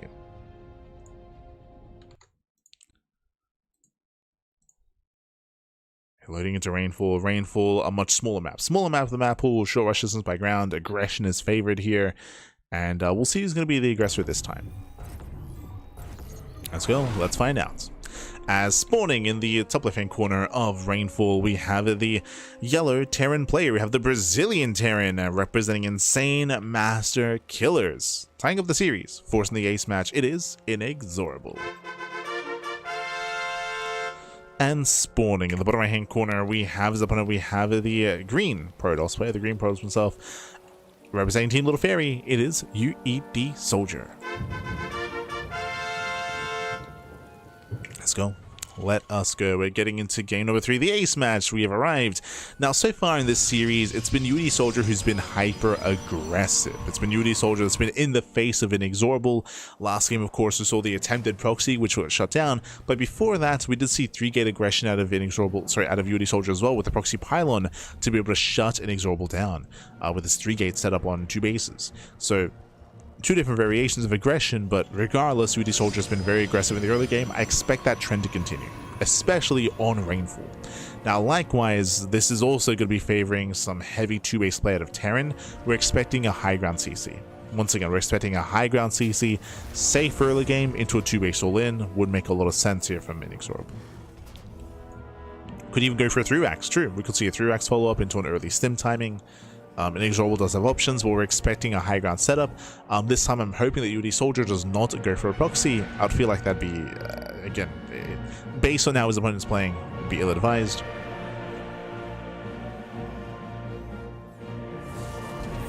Does pick up the ramp.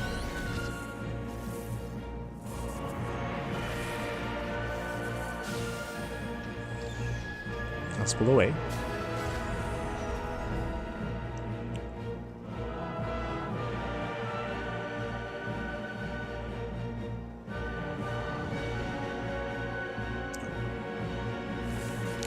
Now, when it comes to the map itself here, again, welcome to Rainfall. Rainfall is the second smallest map in the map pool, second only to Rorschach.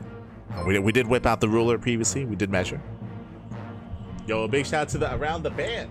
Oh, wait, sorry, Around Then Band.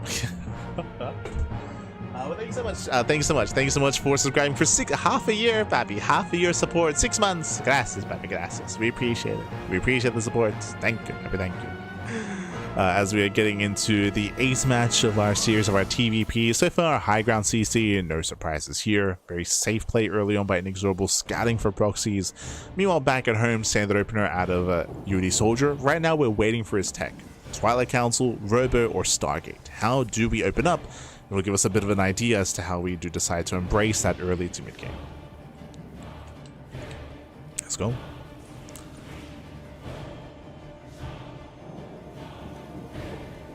Let's go. As we are going to be moving out. Behind this, we have our follow-up. And it is going to be a Twilight Council opener. So standard opener here out of UD Soldier, opening up most likely Blink. Next up, we're going to be looking for the gateway count. Does it go 2-gate Blink into a greedier build? Does it go 3-gate Blink into a safer build? Or 4-gate Blink Stalker, which is much more committed, hyper-aggressive? So we'll keep an eye on the gateways. We'll also keep an eye on the robo timing to see how safe or how greedy UD Soldier wants to be. Typically, early robo is just very safe. It gives you early detection, early observers, gives you early immortal production as well if need be, but it will delay the third. So there's a give and take. Do you want the early robo, the later robo? How many gates? How committed? Now Inexorable pokes in, pulls away. Behind this, we have our 1-1-1 setup, going for the add-on swap. And we're still, once again, going into 4 Hellions. If you remember, this is looking very similar to Game 1. Game 1, it was 4 Hellion into Cloak Banshee. And it looks like we're running it back. Yep, Banshee production. So, 4 Hellions into Cloak Banshee. Same build as Game 1. Now, if you remember, things go very rowdy, things go very chaotic, as we had almost like a quote-unquote base trade where both armies kind of passed by each other, and probes and SCVs were going down for both players. In the end, UD Soldier to come out on top. Now, I will say that with 2 gateways being thrown down, and with the Sim City here as well, UD Soldier is very well set up defensively.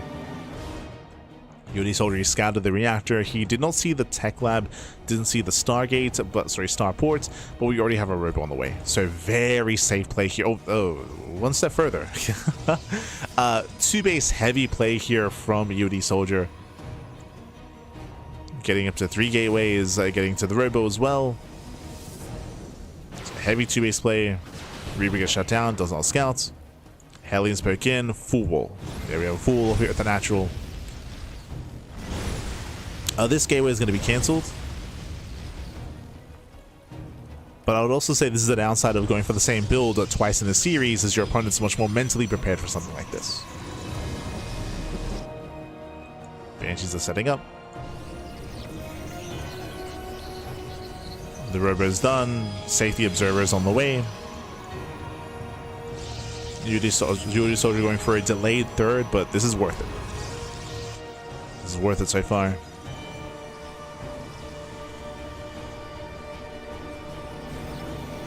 Oh, este smoke. Yeah, papi, yeah. Bienvenidos, bienvenidos. Again, do apologize for missing out on a couple of streaming days this week. I've just been a little bit under the weather. A little bit sick. But we're getting better. We're recovering. Even now, my voice is still not 100%, but like easing away back in.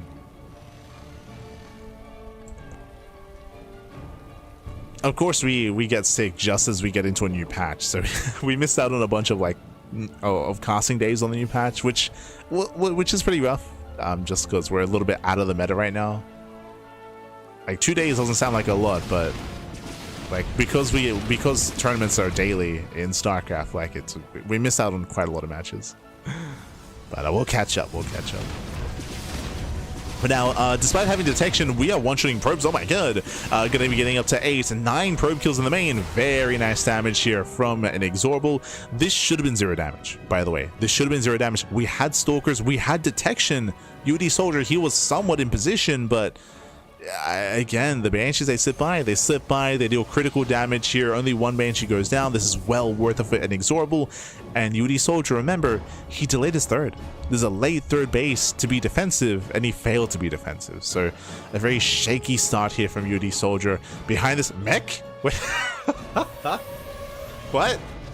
What is that? What?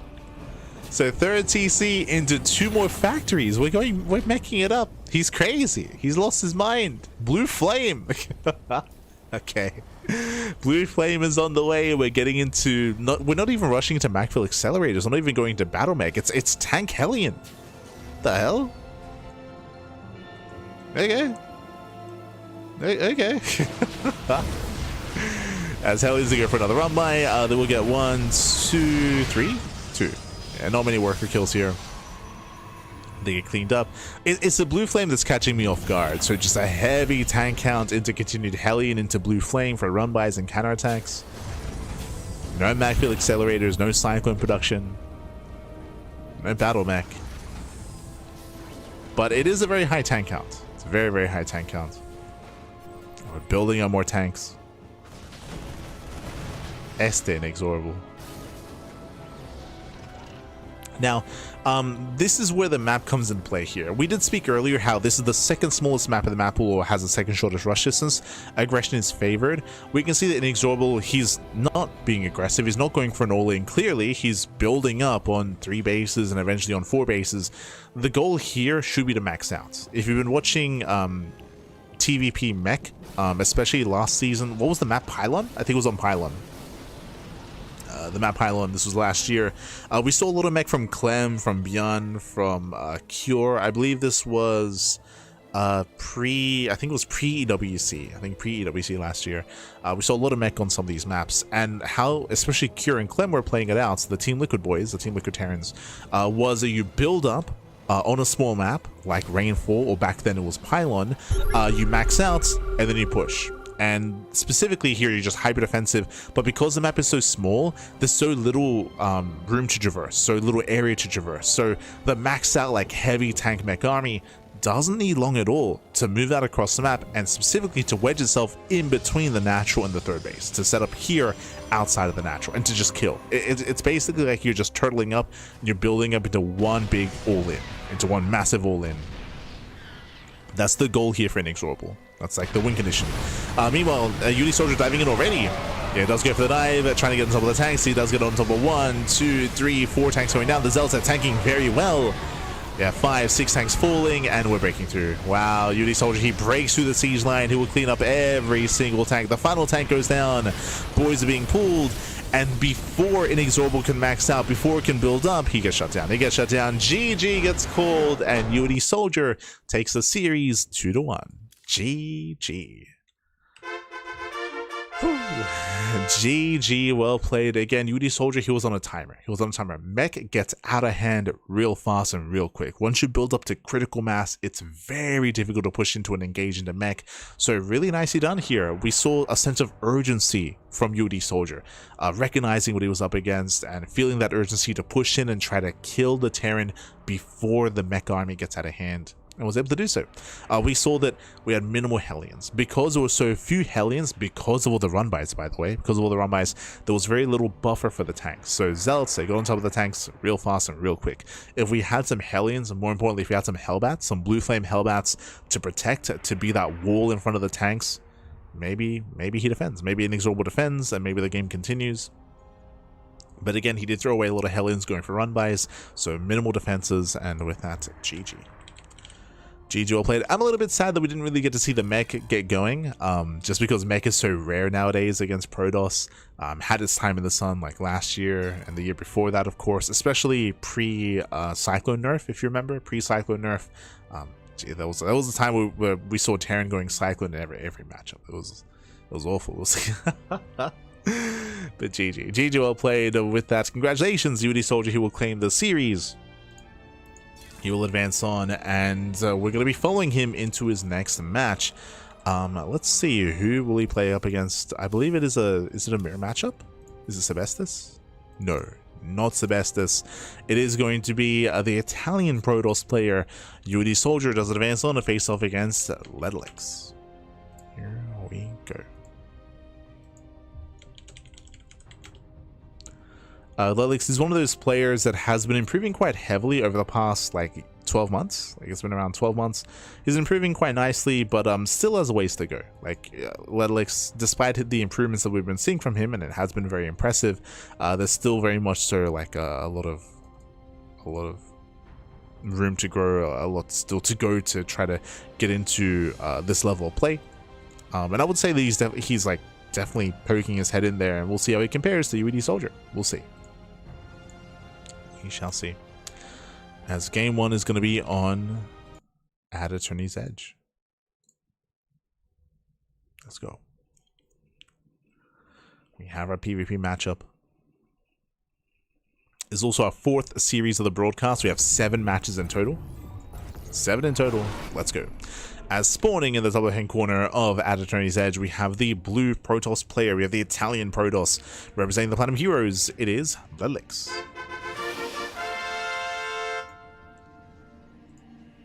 And spawning in the bottom right-hand corner, we have his opponents. I did notice a camera location set up there. Bottom right, we do have the green Protoss player for Team Little Fairy. It is UD Soldier. Let's go. Now let us go. If you're in the chat, you know what time it is. It is Gamba time. Predictions are open. Place your bets on who you think will claim the series. Best of luck in the chat as we delve into our PvP. Now, if you know anything about the current patch, the current meta, PvP is more aggressive than previously. Much more aggressive, much more all-in. What is the rationale for that? Well, the new pylon. Because of the warp gates and the warp-in mechanic, because you no longer need a gateway for fast warp-ins across the map, now we see all-ins hit harder, hit faster, because you don't need your production across the map. You don't have to wait for a gateway to finish. You can set up your production back at home, get a fast pylon across the map, get fast warp-ins, and reinforce very quickly.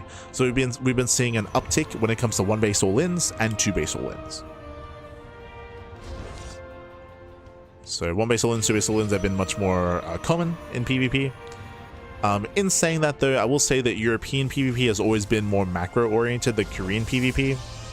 Like, it's quite rare to see like Zaun, Hero, Classic, to see them kind of trap as well. I would now mix in there at this point. But it's quite rare to see them get into like 2 base play and 2 base economy, and even 3 base play is even rarer. Like, it's almost guaranteed that there's going to be an all-in at some point whenever they play against each other. I would also throw max packs into that as well, and Showtime. Like max pack, Showtime, and the top Korean players, like it's very common to all in PvP. But once you get it a little bit lower, once you get into players like Jumy, players like Art, players like the other Art, UD Soldier, Arrowfire, Sebestus, these guys, Geralt, Christianer, Shameless, we can just keep going, but there's a lot of European Protoss. But they often tone it down a little bit. They often do embrace a little bit more mid-game, at least more often than the Koreans and more often than the top Protosses. In saying that though, we're going for the proxy, one base all in. There's only so much you can do against the meta is the thing. Like again, right now, like all-ins are very trendy in PvP, and here it is, proxy robo out of UD Soldier. One base all in. Let's go. Alright, let's go. Zudo Soldier does poke in towards the main. So far, it is going to be a 2-gate opener out of Ledlix. Second pylon inside of the main base. UD Soldier does confirm the placement of the second pylon. He knows there is no proxy. Did Ledlix scout? He did. Oh, you see, wow, he finds it immediately. He does find the proxy robo. He's fully aware, and we need a responsive defensive robo. There it is, defensive robo here by Ledlix. A very strong response. Very nice scouts. Ledlix, he sees all, he knows all. He rallies towards the pylon. The pylon's going to be under fire, and the pylon may just go down. It's going to be close. Nah, yeah. Stalkers, they do reinforce. Second Stalker has arrived. I believe still a better trade here, but for Ledlix, just barely a better trade. He gets extra shots off. Miscontrol towards the end. But he still does out trade. The Immortal's about to pop. The Immortal's coming. Ooh, we even saved the Stalker. Yeah, the Immortal has arrived, and Ledlix has to get the hell out of here. He has to get out. He has to pull away. He has to respect the Immortal. And remember, Ledlix, he has his own defensive Immortal production. Or at least he should. He's supply blocked. Oh, yeah, brutal supply block. That will delay the Immortal. We need it. Immortal's delayed. Stalker's gonna move out. Yeah, we did see that Ledlix was a little bit distracted. He's gonna get surrounded. Yeah, he's gonna get surrounded. He has to get out of here. No, he's gonna lose one, he's gonna lose two. Massive losses here. Two Stalkers go down. Whole damage on the third Stalker as well. This has been a shaky and messy defense here at Ledlix, losing a lot.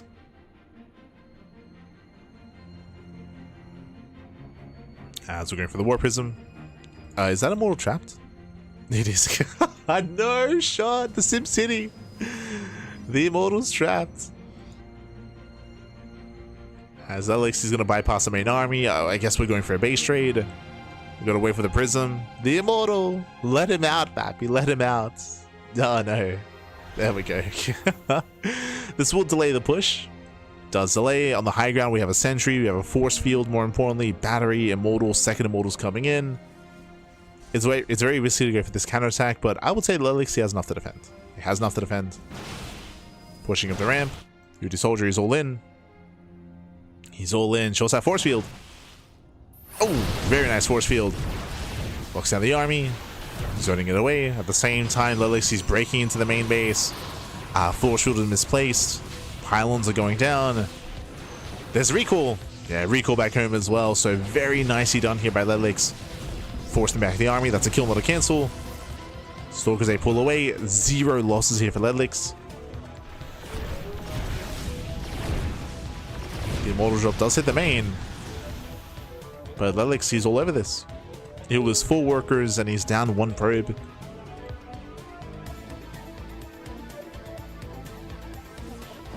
Comes in from behind, getting into the proxy. UD Soldier is struggling. He pulls away. Robo is still powered. Yeah, still going to be powered here, and oh, we do engage a little bit too soon, losing 2 Stalkers. Heavy losses there for Ledlix. Yeah, some miscontrol. At the same time, double drop back into the main base. Going for the double Immortal drop. Ooh, catching out 6 probes. We're getting messy. We're getting very messy here. A lot of Stalkers being focused down. The move command. Oh my god, the Immortal gets saved. The Prism barely pulls away as well.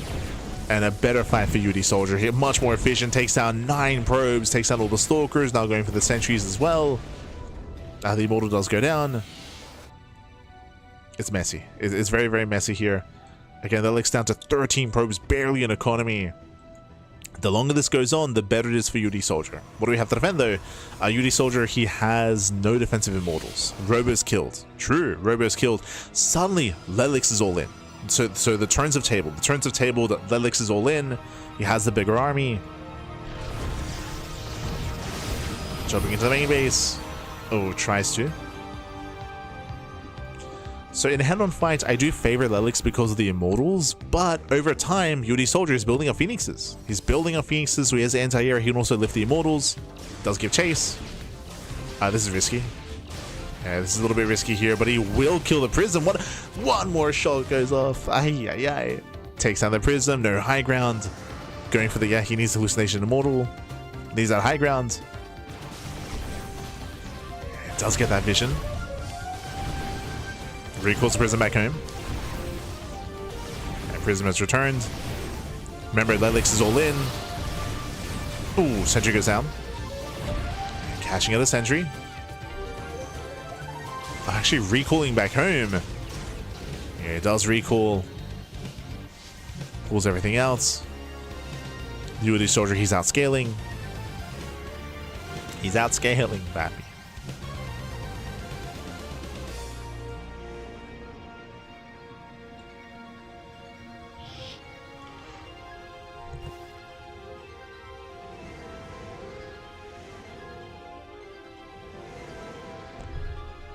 And now he breaks out. He breaks out across the map. Behind this, UD Soldier can expand. There we go. Nexus on the way. Lelix still stuck on one base. And as I mentioned, initially everything was looking almost perfect for Lelix, but as we mentioned, like, his response was very shaky. He had some miscontrol, bled out some units, some key units as well. It was messy. It was messy, Pat. And UD Soldier's coming in. He's coming. He can lift. He can and he will. He lifts up every single Immortal. All 3 Immortals get lifted. We can see some defensive Phoenixes here as well for Lelix. The Gateway Army does move in. Phoenixes, they lift for a second time. They just keep lifting back. Yeah, they keep lifting. And we should now focus on the Immortals one after the other. Uh-oh, it's going to be close though. No shot. Oh, we didn't capitalize. Yeah, we did not capitalize. The Immortals, they're holding. They're barely holding on. Phoenixes, they reign supreme, but they're out of energy. They're out of energy. They lift up one. They barely should get one Immortal. Oh my god, just barely. That was a costly trade though. And again, even though UD Soldier got 2 full lifts on all 3 Immortals, his Gateway Army on the ground did not have enough firepower to break through and actually get on top of the Immortals. So it did not break through. It was barely not enough. Now, UD Soldier still has the stronger economy, still has the faster natural. The natural's already up and running. Lelix only now getting a natural base. So that was an impressive defense at Lelix, that is true. But the reality is that the longer this goes on, the better it is for UD Soldier. As UD Soldier setting up some batteries. The Observer does spot the move out. Phoenixes, they distract. They distract, they delay. They buy time. Now, unfortunately for UD Soldier, he has no defensive robo. He lost the robo earlier, so he's down in Immortals perpetually. It's not that many, to be fair. Just one. Just one Immortal. Twilight Council's on the way. UD Soldier, he needs more time to build up into I almost said Storm, then I almost said Stim. Into Blink, that's what I meant to say. It's been a rough week, yeah.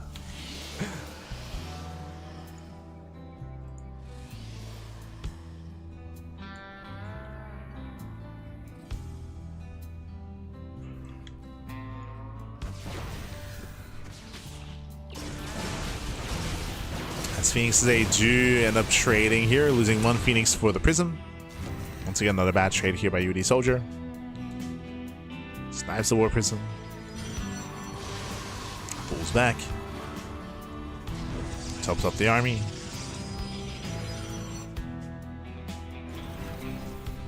This is still very tense, still very close. I say this just because even though UD Soldiers had the better economy here and he does have the defender's advantage with all these batteries, again, the army itself is still a little bit lacking. Charge is on the way, no blink. +1 is on the way. As I mentioned again, like, just over time, UD Soldiers outscaling the quality of the army, but he needs time. I like the proxy pylon here.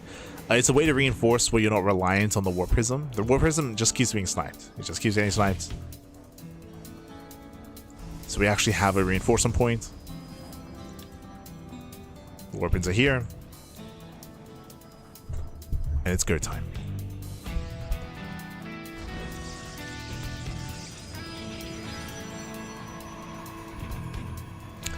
It is going to be go time. So we have our mass phoenixes. Sorry, phoenixes. We have our mass sentry. Sentries are ready. Stalker's moving in. Prism has arrived for reinforcements. It looks like charge will finish. It's going to be done in 10 seconds. But charge is not ideal defensively here. The unit itself can be very efficient, don't get me wrong, but as a defensive unit, it's not. Yeah, it's going to be shut down. Nice force fields. They're locking down some of the army. Doesn't quite catch the Stalker. Your aggressive batteries. Proxy shield battery. Let's go. Let's go, baby. Oh, no.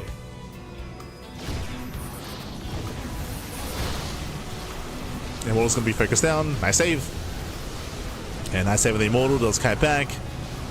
Prism does fall. We're getting on top of the Immortal. This time the Immortal is going to go down. And Zelta trade well. Yeah, they trade well here. They collapse on top of the army. GG gets called. And UD Soldier will take game number 1. Whew. GG. GG, well played. UD Soldier, he will take a lead in the series. Again, Lelix, he scouted early on. He responded really well with his responsive robo, but a very messy defense out of Lelix against the proxy, against the initial all-in. He bled out a lot of units. He had some messy engagements in the center of the map when he was losing too many stalkers, and yeah, in the end, he got shut down. We saw that UD Soldier, he was, of course, faster to recover, getting into Phoenixes, and, of course, faster to build up his own economy, getting to his own natural expansion as well. So he was just outscaling his opponent. Better upgrades, better economy in the end. GG. GG all played. Again, Lelix, he was all in and had potential, 100%. He had potential to pull it off, but he was so delayed, losing that War Prism twice. Lost it twice in a row, so he was heavily delayed when it came to pushing out across the map. The longer the game went on, the better it was for UD Soldier. GG. GG well played. With that, we're going to be loading game number 2. Going to be loading into Washout. Let's go.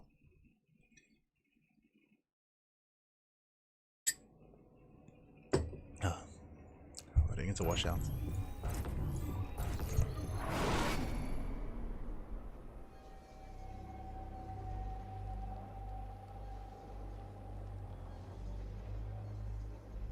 And spawning in the top right-hand corner of Washout, we have the blue Protoss player, the Italian Protoss, representing the Platinum Heroes down in the series. Can he bounce back and make a series out of this? It is Lelix.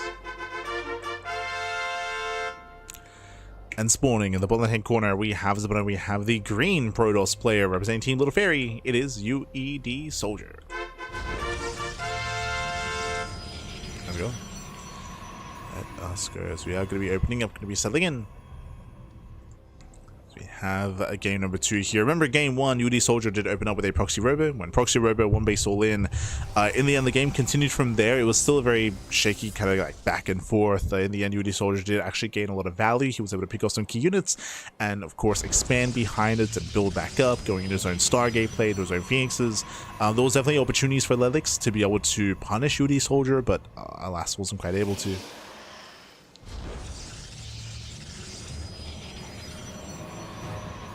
Was not able to.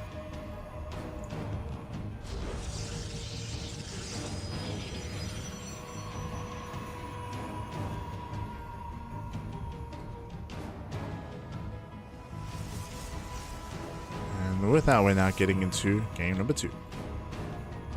But now 2-gate opener here at Lelix. I bring this up just because, there we go, 2-gate opener out of UD Soldier as well.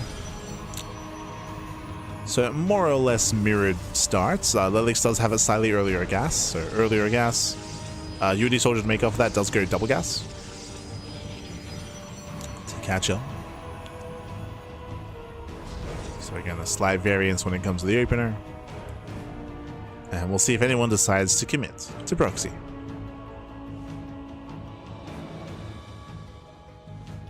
Might have just gotten it out of our system in game 1, and now we can just calm down in game 2. Probes are moving out. Lelix is set up to scout. UD Soldier likewise scouting as well. So nothing crazy. No shenanigans. Probe into the main base, gets eyes on the second pylon, so everything looks normal, no proxy. Likewise, second pylon on the main base of Lelix as well, so no proxies, no shenanigans. After a very chaotic game 1, we're calming down in game 2, and it's looking like a standard opener. It's looking like a faster expand. Yep, UD Soldier setting up his third pylon on the low grounds. Lelix sets up his third pylon in the main base, so I would say UD Soldier is better set up for the expand. Lelix a little bit less so. The pylon does confirm the initial opener, Double Stalker. Yeah, Double Stalker. Meanwhile, we do see UD Soldier. I believe, did he skip? No, Double Stalker as well. Okay.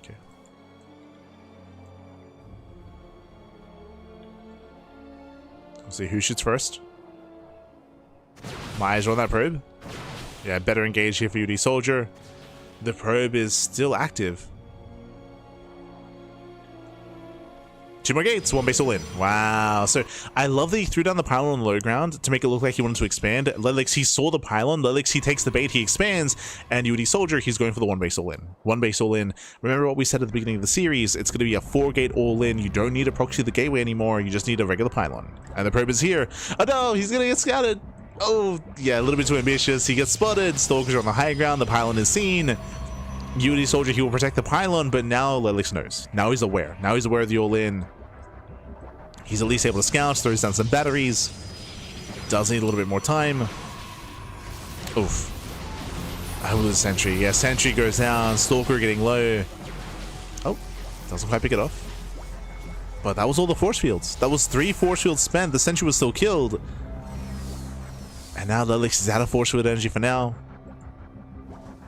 Here come the warp-ins. Warping in 4 Stalkers at a time. Again, it's a 4-gate. 4-gate, 1 base all in. And UD Soldier's going for the kill. He's going for the kill. He can one-shot. Yeah, he can one-shot the Sentries. Gets 1. He takes on the Stalker as well. Yeah, Sentry goes down. Stalker now can 2-shot the Stalkers. The batteries, they won't help against his burst damage. They do not help. It's too much DPS. And with that, UD Soldier has done it. Has done it. GG gets called. And UD Soldier, he will claim the series 2-0, advancing on to the next round. GG.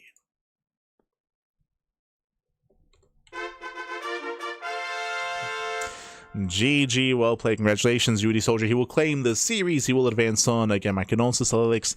Non-stop aggression. 1 base all-ins here from UD Soldier. Game 1 was more chaotic, more back and forth, and I will say that Lelix had a lot more opportunities to recover and to bounce back, especially with the early scouts and early realization. The reaction and some of the decision-making was a little bit shaky there from Lelix in the moment itself. And it all kind of fell apart. But game number 2 was a little bit more one-sided. It was just almost a build order win, where both players went 2-gate as the opener. Then we saw the low ground pylon, so in the end Lelix was kind of baited into believing it was going to be an economic build, so he expanded himself. Meanwhile, 1 base all in, harder to scout, hits faster as well. Bam, was able to just break through, and punish Lelix expanding. GG, well played.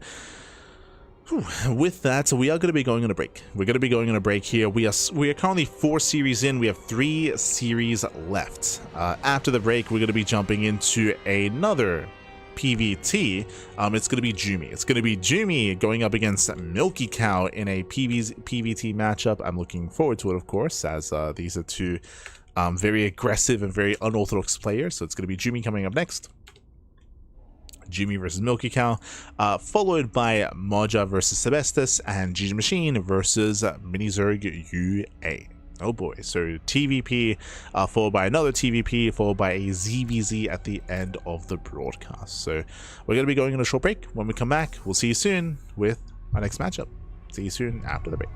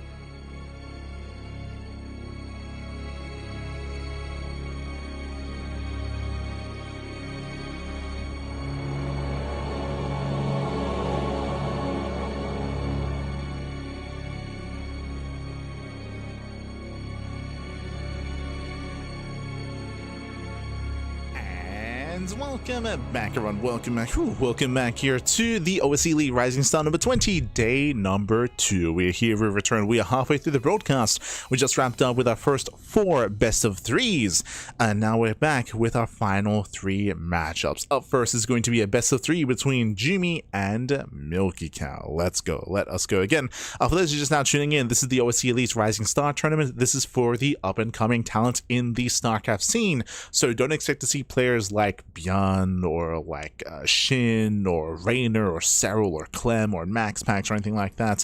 Again, this is for the up-and-coming talent, basically players that have achieved 2 high placements in big major premier events are ineligible from this tournament. So players like Moja, like Sebestes, Jumy, Yuri Soldier, Lelix, Shino, alongside Vaeda and many others, Art as well, Shameless, GgMaChine, Mini Zerg UA, all do face off in this tournament for, again, the up-and-coming talent in the scene. Let's go. Let's go. We're going to be jumping to game 1. Game 1 is going to be between Jumy and Milky Cow on Rainfall. Oh, okay, Jesus. We're going to be loading into a much smaller map. The map pool is shorter distance by ground. Aggression is heavily favored here, and it's going to get crazy because I feel like Milky Cow and Jumy both have a reputation of being very aggressive, very chaotic, very in each other's faces. This can go either way. I expect this to be a short series. Let's go. As spawning in the bottom right hand corner of Rainfall, we have the German Protoss player. We have the blue Protoss representing Streamer Zone. It is Jumy. Jumy. And spawning in the top left hand corner, we have his opponent. We have the red Terran player. It is Milky Cow. Oh, we're proxying. Which again, no surprise here. If you're in the chat, very quickly, predictions are open. Place your bets on who you think will claim the series. Will it go the way of Jumy or Milky Cow? Again, expect this to be a short series, even if it goes to the ace match. The first probe, it does sneak out across the map, does hide itself here on the right hand side, and we are looking for the pylon. There it is. The proxy gets thrown down. Jumy going proxy gate. Now the question becomes, how many gateways? 1, 2, 3, or even 4? I expect this just to be like a 2-gate opener here by Jumy. As we're waiting for the pylon to finish up before setting up. Actually, it could just be 1. We'll see how committed, how dedicated. Oh, the probe is sticking around. Never mind. We're sticking around, Pappy. So again, the proxy has commenced. Meanwhile, Milky Cow back at home, going for his own. We'll see. He's going racks first into his own gases. We'll see if he does go for his CC follow-up. It looks like he's rallied. Yeah, he's rallied. So economic opener out of Milky Cow. It's all lining up for Jumy. It's all lining up. It's going to be proxy Zealot gas back at home. So it's going to be 2 gates into a cyber core, into initially Zealots and then Stalker reinforcements afterwards. But basically, Jumy's gambling and he's hoping that Milky Cow is going to be greedy and going to be more economic. And that's what's happening. Like Milky Cow, he's going for a single gas opener, delayed factory, faster CC. It's all ideal for Jumy. And we're waiting for the cyber core. Yep, there it is. So again, so 2 gate, initially 2 zealots. I think you make 4. So 2 zealots, then you make another 2, and then by the time the cyber core finishes, you can then reinforce with stalkers. So here we go. The army's amassing. Oh, no Reaper. 0 scouting out of Milky Cow. No SCV scout, no Reaper scout either. 0 vision, 0 scouting. Does go Marine first, which is less than ideal for Milky Cow. A Reaper has a little micro potential, and with a Reaper, you can actually poke away at the Zealots and be more aggressive and even counterattack. Like a Reaper would force a battery back at home, even like a defensive unit. But there is no Reaper, so there's nothing threatening Jumy. Zealots, they waddle in. And they will at least cancel the CC, but he wants more than that. He wants more than that. Bunker now has begun. We're going for the reactor. Zealots are moving in. Here comes that Stalker and a Jet reinforcement. Looks like we didn't make a 3rd Zealot, so just 2 Zealots straight into additional gateway units. Oh, that depot is getting very low. Very low depot. Oh my god. Yeah, the SCV does block. 1 Zealot goes down. The depot survives. Oh, depot does survive, but the SCVs do not. Yeah, losing 1, 2, 3 SCVs already. This Stalker has to be careful. Does not want to get trapped. But now backs off. Is happy to fight these Marines out in the open. And we're still making more Stalkers. We're still reinforcing. Additional Stalkers are on the way. There's a cancellation, massive pickoff. That's all that Jumy wanted. And he got more than that. He even has high ground vision. Yeah, back at home, Jumy expands. And Jumy's happy to take a lead. From here, Jumy has the faster natural base, its own location, of course. Milky Cow, his is further back in the main. Likewise, Jumy can bully these Marines. Speaking of, so far this is all permanent damage. Milky Cow lost 3 SCVs, forced to cancel, lost 1 Marine so far. Needs to be careful. Let's get another shade.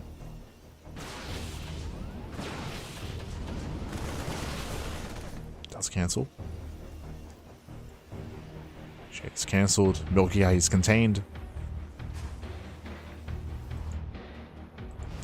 And eventually Milky Eye will break out, eventually. But yes, we can. Oh no, miscontrol. Yeah, miscontrol by Jumy. He did move command up the ramp.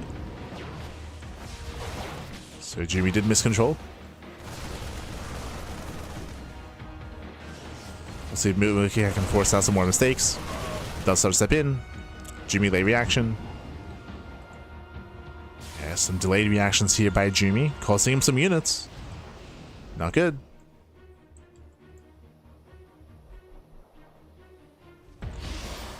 Jumy chrono boosting back at home. Oh, Jumy paying attention this time. So he went back for his Twilight Council for the extra gateway.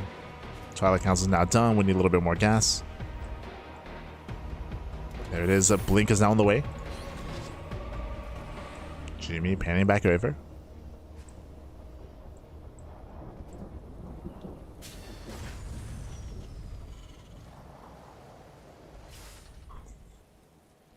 Jumy pans back. A tank is on the way here for Milky Cow. Again, Milky Cow, he needs more time for the tank, for the medevacs, for the breakout.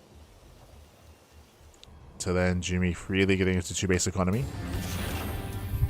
Getting up to 2-base mining.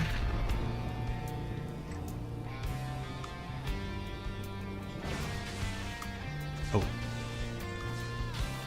Building up with 2 bases.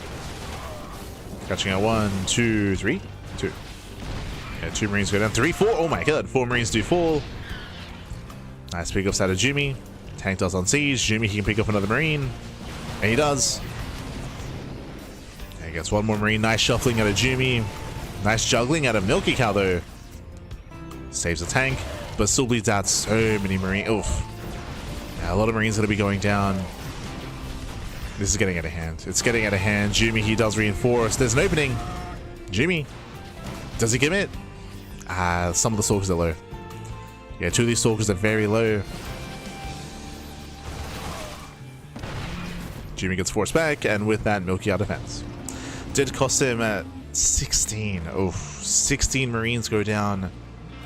And Blink is almost done. Jumy, I'm sure he's tempted to dive. Because he saw his alert from earlier, I don't know if he can.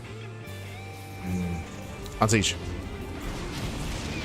Tank does on siege, pulls further back. Do we go for the dive? He does. Yeah, he does dive in, gets 1. Yeah, 1 tank goes down, pulls back, sniping the medevac. Oof. Do get a bit of a trade here. Ideally, we do want to shuffle these units around. Some of these soldiers are still very low. He's blinking again? Oh no. Yeah, now there are 2 tanks. Now, he cannot. No shot. Yeah, Jumy, he can no longer dive in. Behind this, just getting a 3rd base, working towards charge, +1 armor is on the way. And Jumy's just containing. At this point, just contain. We don't need to warp in. We don't need to commit. Fanning at his Stalkers. This will get eyes on any kind of drop. So if Milky Cow tries to sneak out, then Jumy's there to shut him down. Ideally, there to scout. There is an opening here. There is, there we go. I was going to say there's a bit of a blind spot for Jumy, but at this point, Jumy, he sees everything. Yeah, he's got a full surround. Don't know medevacs anyway, but if there was a medevac, then Milky Cow would not be able to break out. And from here, Jumy just taking up. Robo's on the way, gateway explosion as well. The Robo most likely just for the observer, but we can start working towards Colossus into a bay into splash damage as well.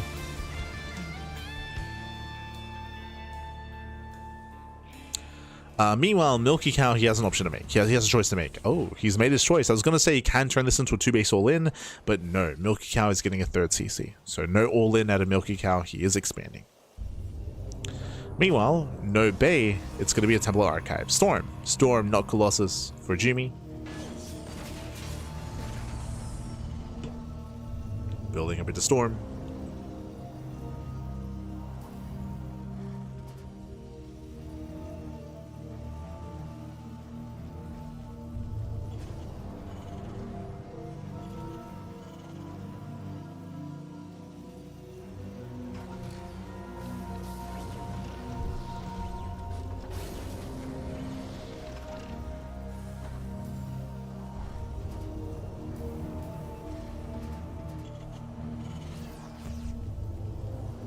They're working towards Storm here, and again, it's going to be a difficult breakout for Milky Cow.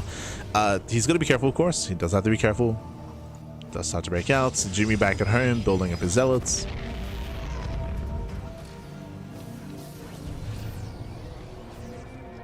Jumy does spot this, and does not snipe the Warp. Sorry, the Widowmine. Yeah, Widowmine does survive. Milky Cow pulls away. And, sorry, Jumy pulls away. Milky Cow can now expand. So he can now claim his 3rd base. Ooh! Stalkers, he wants that tank. He will not get it. A little bit greedy there by Jumy. Now pulls away. And now that Milky Cow is taking his 3rd base, he's exposing himself. Now he's out in the open, and this is ideal for Jumy to push into. So now Jumy can be more active and more aggressive. Proxy gets found. Jumy, he does not have a backup Cybercore. Uh-oh. The army is rotating over. Storm is on the way. So Jumy is going to be waiting for Storm. He's still being somewhat active. But soon the armies will clash. Again, I do favor Jumy pushing into this 3rd. It's just a very open space here. It's a very difficult to defend 3rd base. We're setting up the minefield named Sin City. There we go. Deeper is being thrown in as well. Meanwhile, big shout out to Sian in the chat. God, obrigado. Thank you so much. Thank you so much. Obrigado. Thank you for the raid. Hope you had a great stream. Hope you had a great stream and cast, I should say. Este, Sian. Gracias, papi. Gracias. Obrigado. Fala galera, papi. Fala galera. As for those that are tuning in, we are covering OSC Elites. This is the OSC Elite Rising Star tournament. We were featuring Inexorable. Inex, he was playing earlier. Inexorable. He was playing earlier.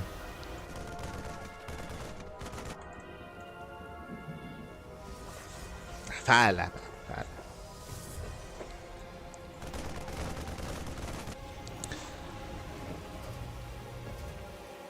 As Jumy's about to max. He's about to max out, and now it's going to be go time. Storm is going to be done. How many High Templar? 4. 4 Templar. They're all inside the War Prism. So it's going to have at least 4 Storms. And again, it all depends on the position here for Milky Cow. And it depends on the mine shots, right? There's going to be 3 Widow Mines set up. Meanwhile, thank you so much. Thank you so much, como siento? Gracias, baby, gracias. Thank you so much. Thank you so much for subscribing. For 13 months, over a year of support. Thank you, baby, thank you. Obrigado. As here we go, Jumy looking to collapse in. So far, getting picked away at. Yeah, he has to bring all his entire army together. Let's bring it all together. Rotating to the right-hand side. We'll get spotted by the Marine. Milky Cow can then respond. Milky Cow in position. He's got his ghosts. He's got his EMPs. Yeah, they'll say charge in. Where are the storms? Maestro going up on the Stalker. Ooh, Prism goes down. 2 Templar fall. There's only 2 Templar left. Yeah, some rough engage here from Jumy. Losing 2 Templar already. 1 Storm lands. He lands 1 Storm. We need more Zealots, though. We need more Zealots. Another Storm is coming in. Ooh, EMP lands. No second Storm. And with that, Milky Cow should hold. He should be able to hold on. But 21 SCV kills the natural. The natural goes down. 21 SCVs. Critical damage in the natural. Ay, ay, ay. Milky Cow, he defended very well when it comes to the main army, but he lost so many workers at the natural base. And now we're at game state. We're in a position where Milky Cow has the bigger main army. He has a very, very strong main army, but Jumy has the better economy. It means that as time goes on, Jumy will recover faster. He did lose a lot of units there, of course. He lost a lot of High Templar. He only got 1 Storm out of 4 Templar. But Jumy will have a faster recovery. And Milky How is not pushing. He's getting a fourth base. Planetary's on the way. Milky How is being defensive, which means Jumy's 74 probes are going to kick in. They're going to kick in. 2 more robots being thrown down. Is there a bay? No bay. Immortals, they push in, getting into the planetary. I don't think the planetary is going to go down. Yeah, it's there's just not enough here. Not enough DPS. Zealots, they try to come in for a backstab. They run into reinforcements. Milky How is shutting this down. It's cleaning up the army. My apologies, the bay was done. Where's that? Oh, there it is. So the bay is done, so we're going to Mass Colossus. How many Vikings are there? There were plenty of Vikings earlier. 8. Not bad. 8 Vikings. It's okay. Against a low amount of Colossus.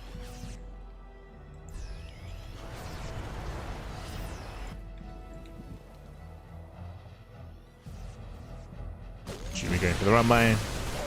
Gets caught by an EMP, but Zealots, hey, they get him some Marauders, they get him some Ghosts.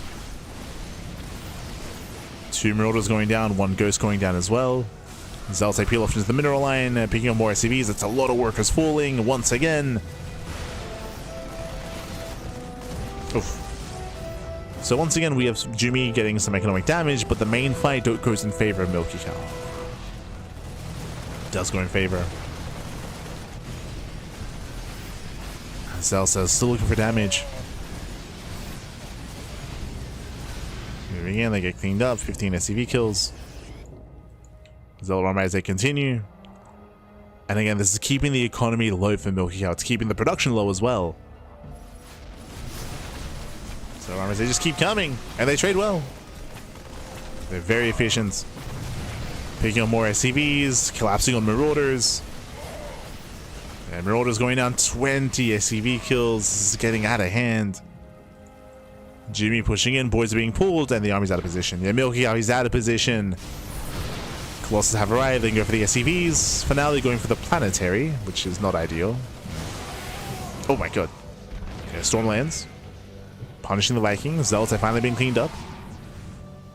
And now Milky How is down to 52 workers. Down to under 3 base saturation. Jumy's almost maxed out. And once again, it's just been a battle of attrition where I would say that Milky How has been taking better fights and he's had the better army, but he's been struggling to defend his economy. Specifically here, like this position here outside of the natural has been abused so often. No bunkers, no depots, no Sim City here. This position's been abused time and time again. We have another Zealot Bay being set up. Why not? It keeps working. It keeps working, Pappy.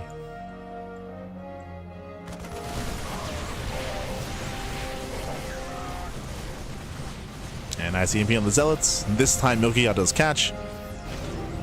Ooh, never goes off. And over as they go off, they catch a part of the army. Jumy is pushing up onto the high ground. He's out positioning. Yeah, it blinks in. Catching out the Ghosts, catching out the Marauders. Massive pickoffs here. A better fight for Jumy. Getting on top of the high ground. He's got Storm. Speaking of... Ooh, Storm lands. Yeah, Storm's in the Marauders. One of the Colossus almost goes down. We got 4 Colossus. Barely a ground army. Vikings are being focused out by the Stalkers. And GG. GG gets called as Milky How, he has nothing left. And Jumy takes game number 1. GG. Whew. GG, well played. Jumy, he will take a lead in the series. Winding it back again, Milky How, he was taking better fights, better engagements, but he was losing so many SCVs throughout the course of that entire game. So many workers went down, so he just couldn't keep up. He just could not keep up. He was being outscaled, and with that, Jumy takes the lead.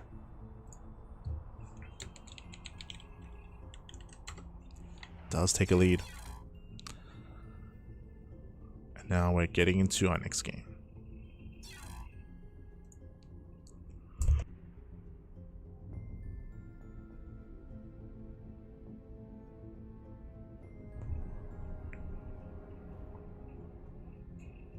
Here we go.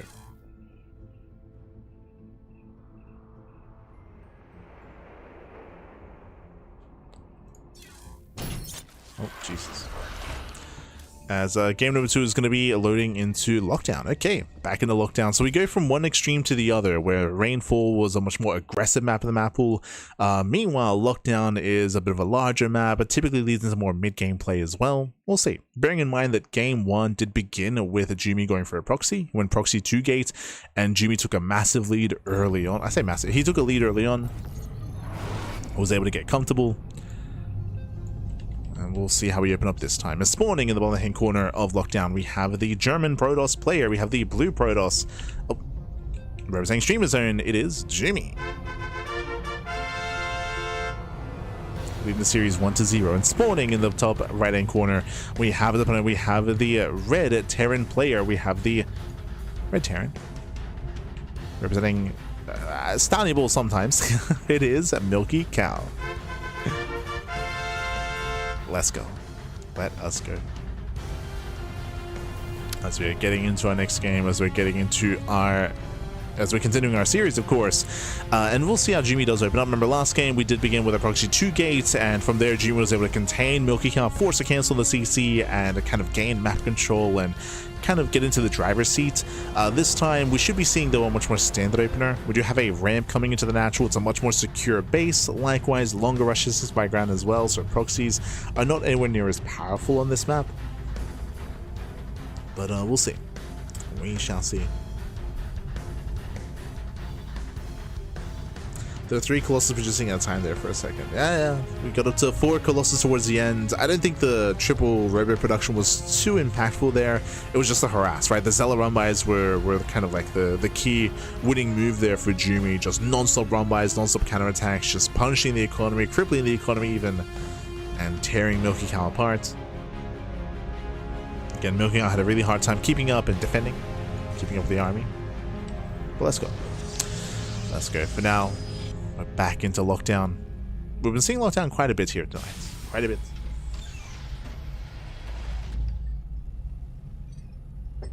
As you can imagine, the 4-player spawn maps have been vetoed time and time again.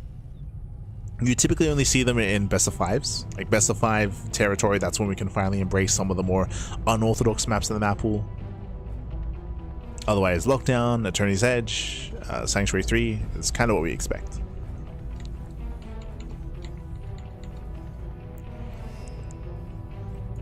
Expectations.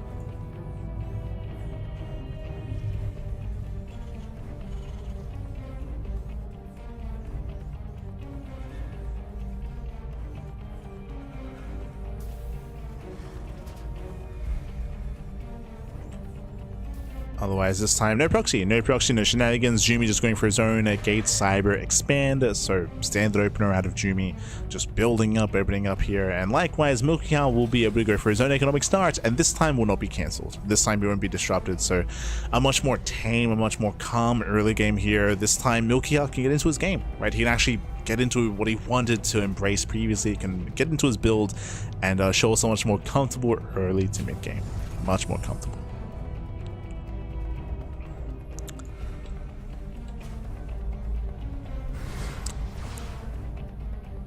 So this is already looking a little bit better for Milky Cow compared to last game. Adept does move in, will delay. So nicely done here. Still delays the CC. Won't cause a cancel or anything like that, but a nice delay nonetheless. Yep, zoning back the second SCV as well. Uh-oh. The SCV does try to go back in. Does he get it? He wants it. Marine goes down. Yeah, picks up the Marine and zones away the Hellion. The SCV looks like it will finish. It's gonna be close. Does. Yeah, it does finish. Will still go down, but thankfully at least the orbital can start to morph in. This could have been so much worse. This could have been so much worse for Milky Cow. If the Hellion wasn't focused, if we killed the Marine and then just go for the SCV, then there could have been a massive delay here. Mine shot not baited. Yeah, clutch on bar there from Milky Cow. Behind this, throwing down 2 more gates, getting into a 3-gate setup. Twilight Council into Robo into... Oh, I was curious. I was like, are we going to blink or not? It's like the upgrade was late. DTs. Ah. We're clowning, papi. Dark Templar are going to be on the way. We're going for the Invisible Man. That's pretty good. Especially with all this damage being done. With all this early economic damage. Base out the mine shots. So basically what's happening here, because of all the delayed mining, because of all the dead SCVs, Milky Cow, he's going to be very much so wanting to mule, right? In this kind of position, you want to mule. You want to mule as much as possible. There's a lower chance that a scanner is going to be available to get eyes and to detect the Dark Templar. So again, we're muling, and depending on how things line up, DTs straight up can just win the game. We've seen players like Beyond, like Cure, just insta GG when DTs arrive, depending on when they mule. Like if they mule just as DTs waddle in, I mean that's just game there. So there's a bit of gamba that can go on here. The gamba, papi. Here comes a prism. Dark Shrine is almost done. DTs are about to hit. Oh, Milky Cow though, the Viking is rallied and will zone. Very nicely done. Notice. Didn't notice. So the Viking is on move command. Did Milky Cow on the minimap, did he notice the prism? There's a Cyclone in the main base. We just muled. No shot. These are two fresh mules. You can see them here. Yeah, the mules are fresh. 0 scan is available. DTs, they waddle in and they will get so much damage done. 0 scan. Yeah, 0 scan.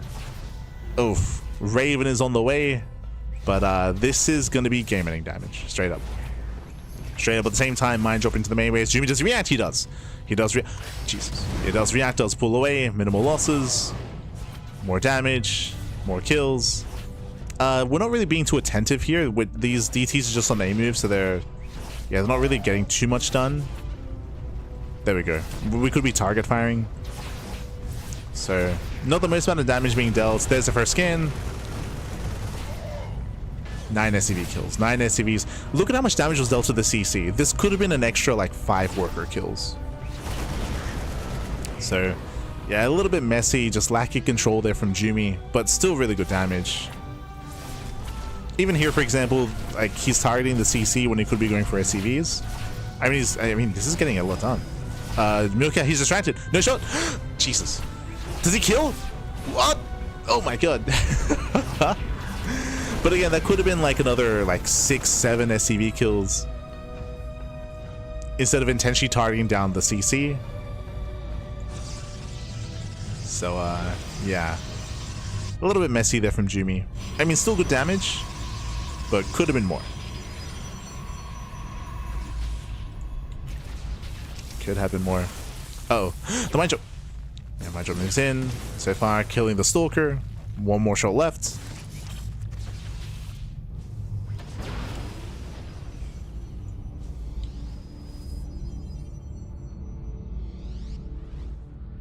And Milky Cow, he has held. He survived.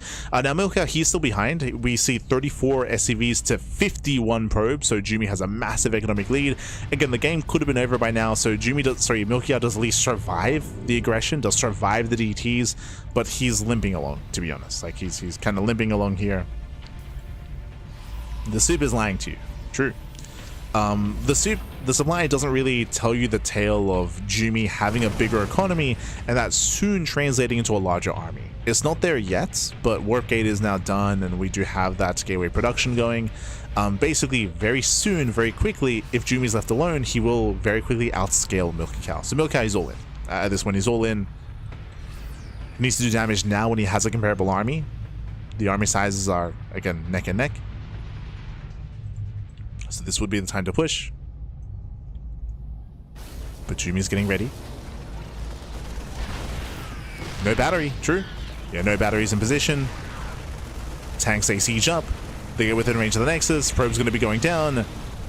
And charge is not ready. The slow lots, oh my god, the slow lots are moving in. 10 seconds away from charge. One tank goes down. Gets one, gets two. That's going to be 15 probe kills. Insane damage. But we'll clean everything up. Ooh, cleans everything up. That was everything. Milky Cow, that was the entire army.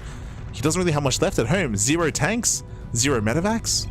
GG. Yeah, GG gets called. He was all in. The army crumbles, and Jumy takes the series 2-0. GG. GG, well played, congratulations. Jumy, he will claim the series, he will advance on. Again, hyper aggression out of Jumy. Game 1 going proxy 2 gates, game 2 going into DTs.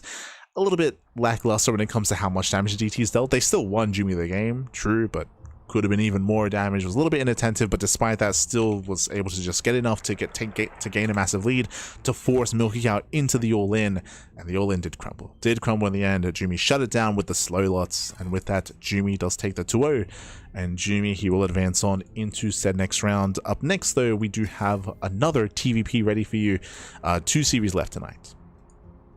2 matches to go. It's going to be another TVP between Sebestis and Moja. Let's go.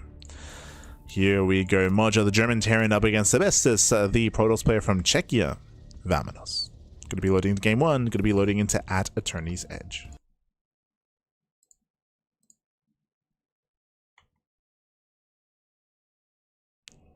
Okay.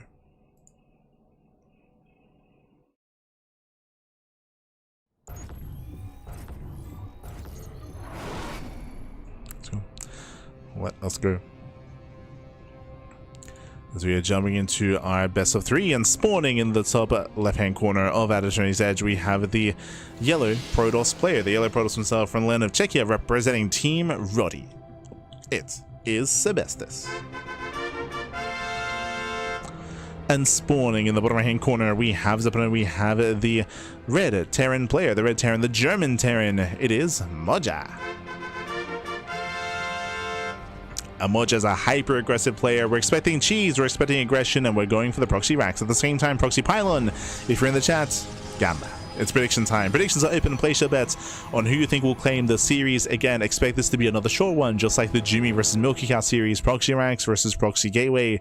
Who hits first? Who do we favor here? It kind of depends. Okay, I was curious if this was going to be, if we're going to be taking gases and going into Proxy Marauder, but based on the racks placement, there's no room for an add-on. There's no room, so it's going to be Proxy Reaper. So Proxy Reaper out of Moja. Meanwhile, gateways are on the way.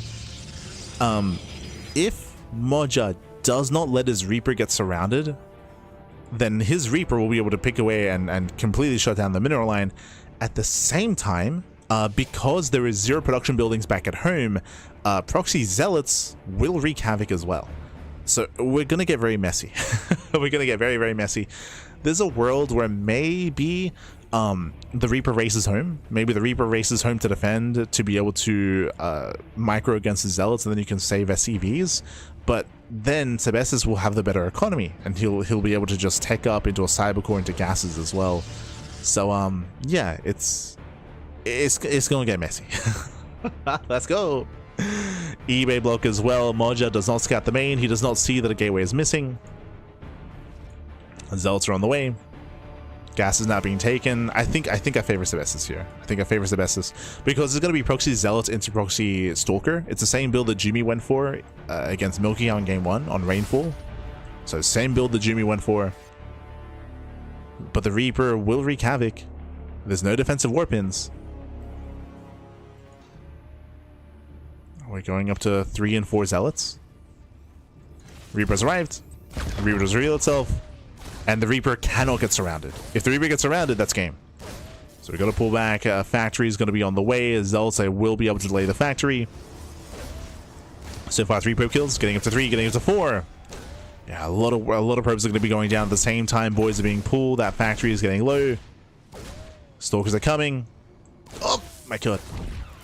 And Moja, I think he should have this. I think he should have this. Again, with good enough control, he should never get surrounded. Likewise, the factory is getting low, but it's buying a lot of time. The reality, it's buying a lot of time. A lot of workers are going down. Minimal stalker reinforcements. There should be 2 stalkers here. It's just going to be 1. Just because Sebestis has minimal gas income. Yeah, it's minimal. Oh, Jesus. It's minimal gas. Jesus. Yeah, that Reaper is low. Marines are amassing. Factory finishes. Moja defends. Yeah, Moja does defend. The factory does finish. Widowmine is coming. Probes are going down, and Moja should shut this down. He should shut this down completely here. Again, if Sebestis had broken through, different story, but he fails to break through. He fails to break through. Oh, nice target firing on the Stalker. Stalker goes down. GG gets called, and Moja, he takes game number 1. GG. GG, well played again. Moja very attentive here to his Reaper, made sure he did not get surrounded, didn't get caught out. Likewise, was able to defend back at home, get his factory up and running as well, defend, get his Widow Mine out as well. If we saw the army push in and break through that front door, if we saw like a faster CC build instead of the factory follow-up, or if we saw a bit of a lack in repair, then maybe Sebestus could bring it together if he breaks through. But again, the wall was solid. Solid wall, GG. GG, well played. Likewise, also really good target firing on the Stalker. The Stalker was the only way to break through that front door because you can focus on the SCVs, but didn't happen. Didn't happen. Stalker goes down. Going to game 2. Game 2 is going to be on Sanctuary 3. Do we proxy again? Do we double down? Do we commit?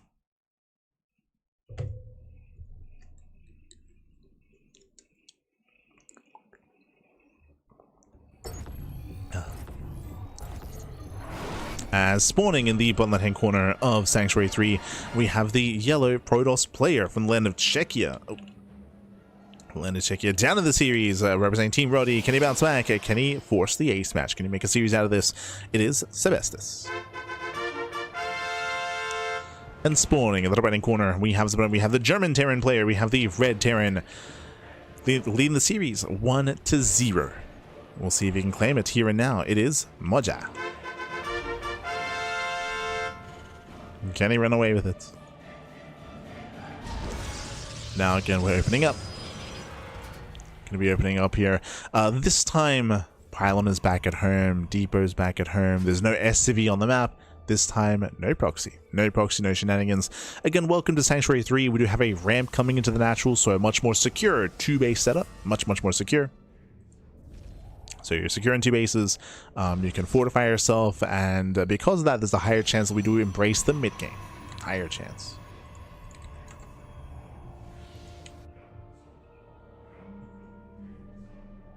So again, our players are opening up.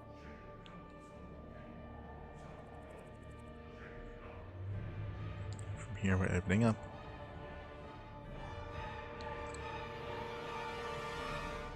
In a much more standard fashion.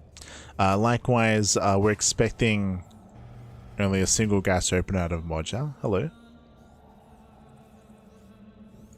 We're just going straight racks expand. We are. Moja cutting corners, going gasless. Okay. Interesting.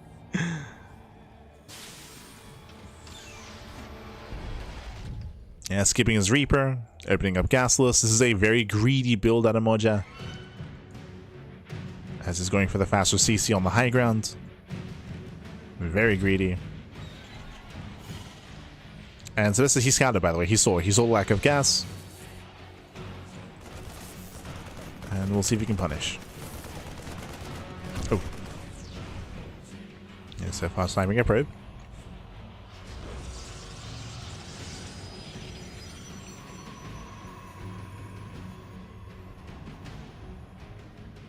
Sniper probe, does sniper worker. From here we can start to take up. We saw this earlier. We're waiting to see if we go for a Twilight Council, Robo, or Stargate opener out of Sebestus. Of course, he's on Team Roddy, so there's a high chance he might play Stargates. But otherwise, the standard opener is to go Twilight Council in a blink. Meanwhile, still no gas. Still 0 gas here by Moja. He's going for a 3 racks follow-up. But I'll be honest, this build still feels really weird to me, just because the gases are so late. But there we go, gases are now being taken.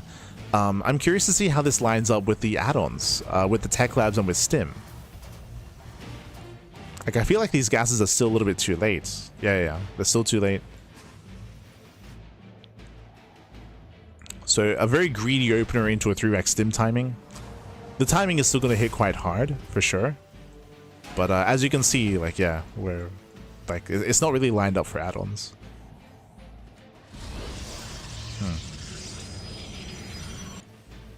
It's an odd one. It's an odd build. There's that first tech lab.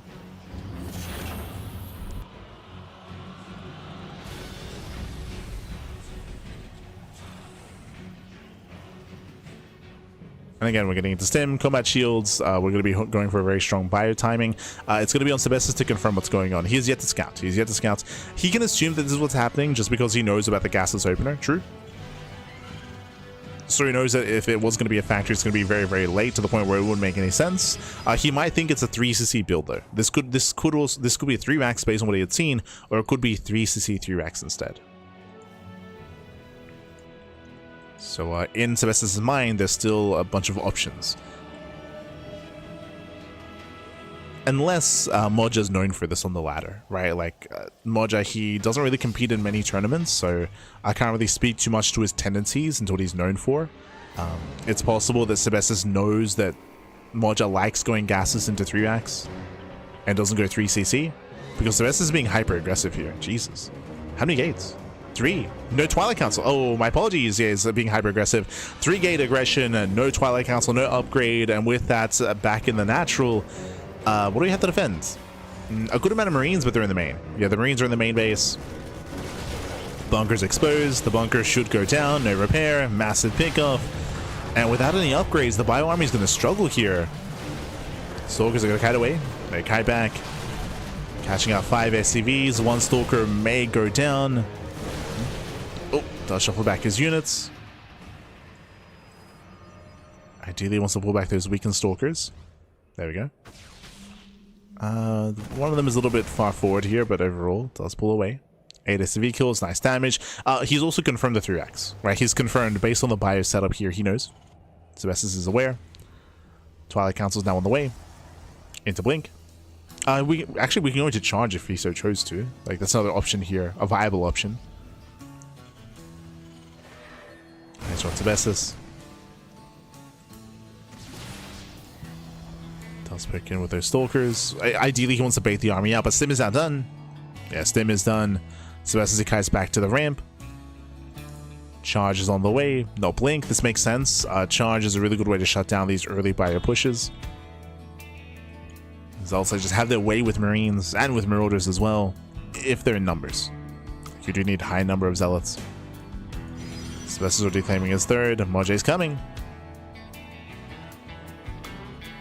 He is coming.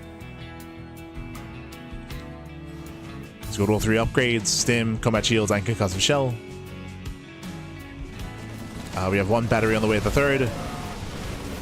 Stalkers are engaged. They pick away at a lot of Marines already here.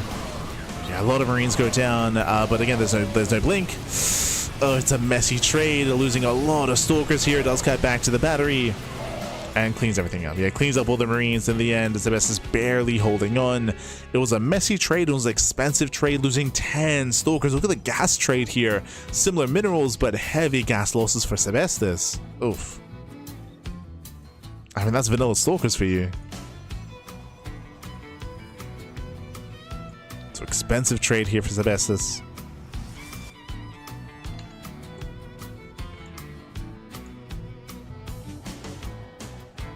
Meanwhile, Moja building up more bio.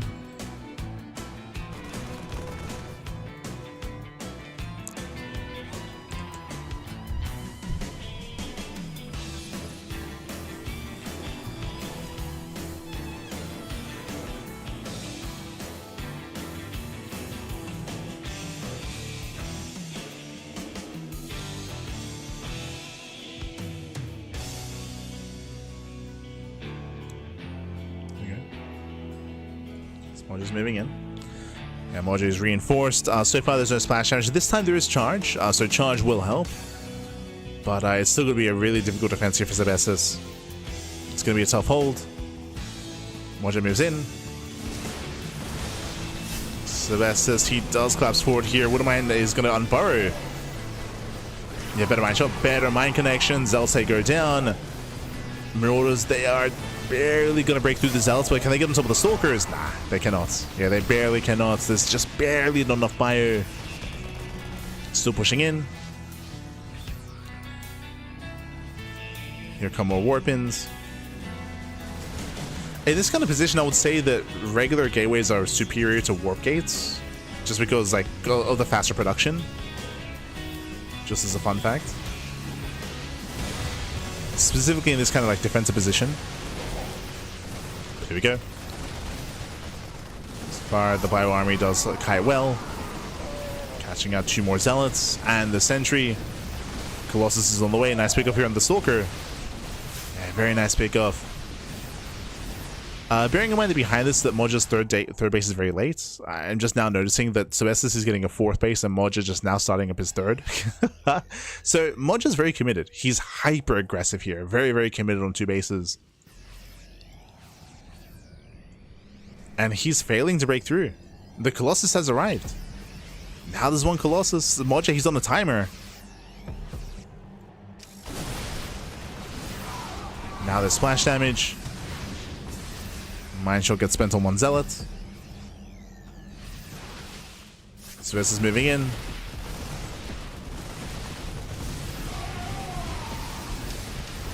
He does try to move in here, catching out a Marine. We do see the army's out of position.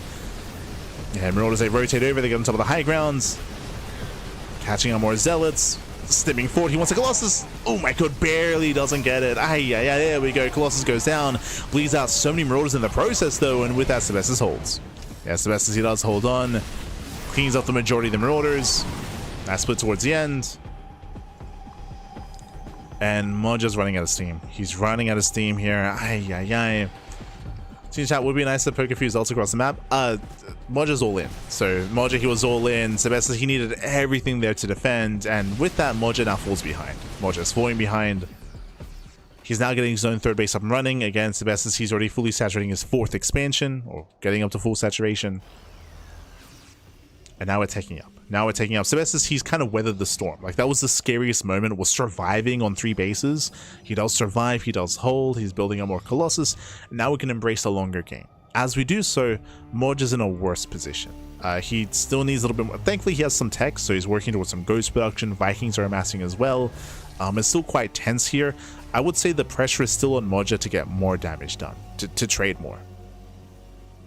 To be active and to trade and to try to hinder some of the economy. We're going to need some drop play, some counterattacks. There are plenty of medevacs.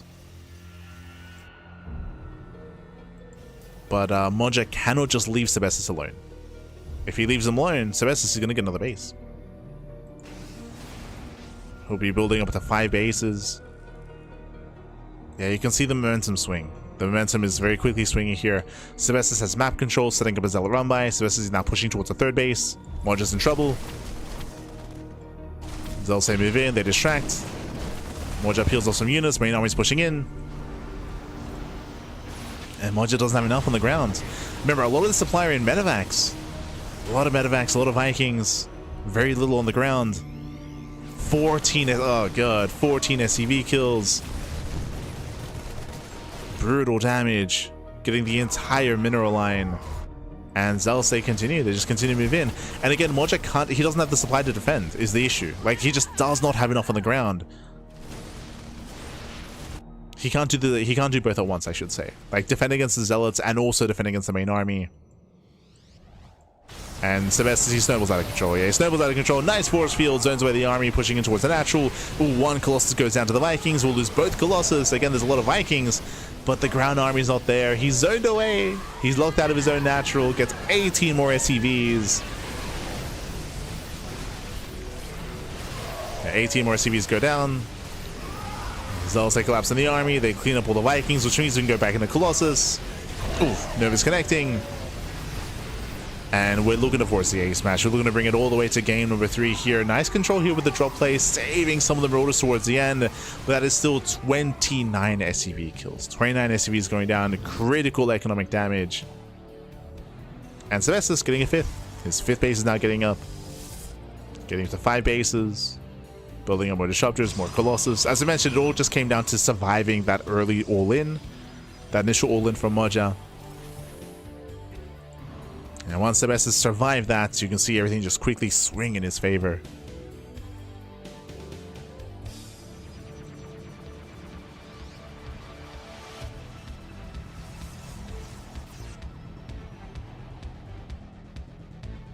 Moja behind this going to Master Liberator. Let's go. Liberation is on the way. He's moving out with what he has. Again, there's just a lot of pressure on Moja. Pushing into Disruptors is not going to be easy. Do you lead with the EMP? EMP goes off.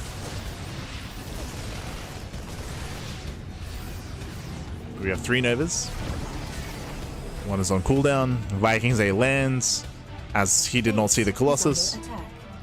So the Rumbay's move in, never goes up. Ooh, just connects. Ah, Moja was distracted. He was distracted by the Rumbay. Oof. Bleeding out more units. Zealots to get another 9 SCVs.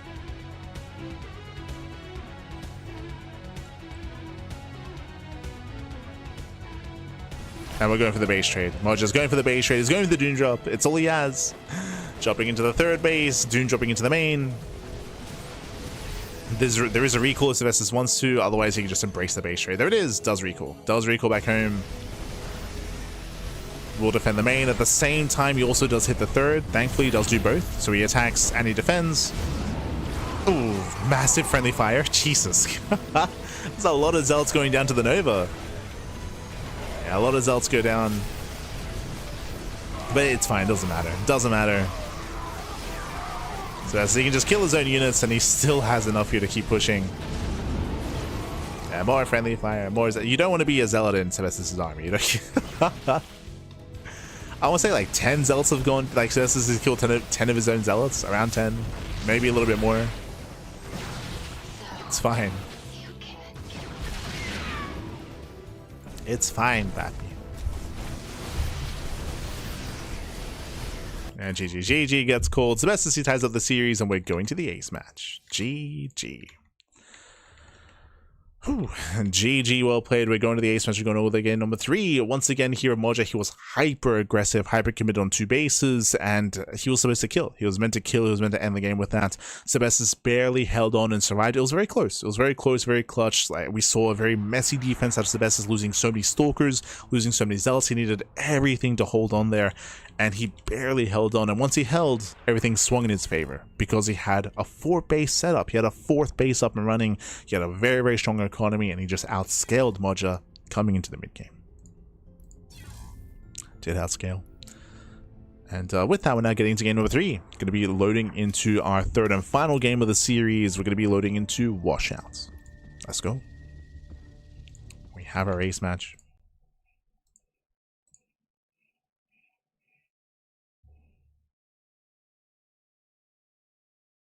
There we go.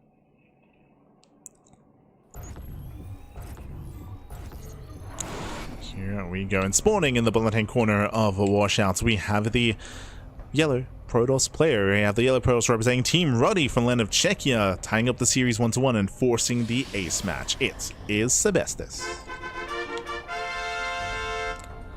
And spawning in the top right-hand corner, we have his opponent. We have the red Terran player, the red Terran himself from Germany, being forced into the ace match, getting proxied once again. It is Moja. Let's go. If you remember, Sylvestus went for a proxy in game 1. Game 1 was a proxy 2 gate. Here in game 3, show us another proxy 2 gates. Oh boy. Again, welcome to Washout. Washout is a bit of a larger map of the map pool, a little bit of a longer rush distance by round, has some interesting terrain, has a lot of alleyways, less flanking positions, of course, as well. It can be very difficult to engage and flank a pushing army, for sure. Can be difficult, and we open up only 1 gate.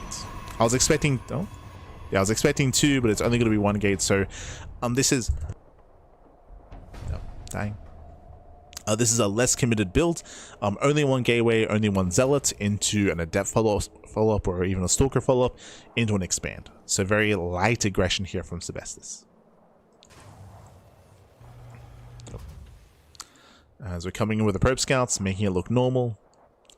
The hope for Sylvestus is that Moja expands on the low ground. If he goes for low ground CC, then Sylvestus can delay. That's what he's hoping for.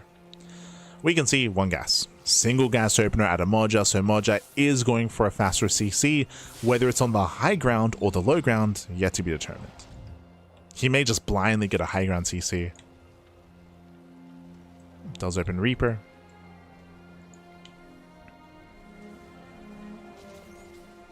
Zealots on the way. Low ground CC from Moja. And ideally, Sylvestus wants to move in with a Zealot as the Reaper moves out across the map. Well, I think it's, yeah. Ideally, he wants to wait. He wants to wait for the Reaper. And ideally wants to wait for the Reaper to be like halfway across, if not like 3/4 of the way across, and then bam, show up with the Zealots. And delay. There's the Reaper. The Reaper is moving out. Scouting nearby. Uh-oh. Yeah, Reaper does scouts and does find the Zealots. Big scout here from Moja. He finds the Zealots, he nibbles them away, or nibbles away at them, and he will cancel immediately. Oh, that's a big reaction. I mean, he gets what he wanted. Sebestus, he gets what he wanted. He just wanted to force a cancel. He did. He forces a cancel, moving up the ram, getting out 1 SCV, gets 1, gets 2. Yeah, 2 SCVs going down. Rough RNG there for Moja. Very rough. Oh. Stalker's arrived, going for the Marine. Yeah, the Marine is being focused down. We'll pull back, we'll survive. And behind this, Sebestus should take a base. There it is. There's the Nexus. So, as the dust settles here, Sebestus takes a lead. He does take a lead. I would say that that we could have saved that natural base. Moja didn't know what was going on. Remember, in game 1, Sebestus went for a proxy 2 gates, and it looks like Moja thought it was a 2 gate. It wasn't. It was 1 gateway, so Moja's now behind. Terran players behind. Faster base here for Sebestus. Yeah, Moja now realizes.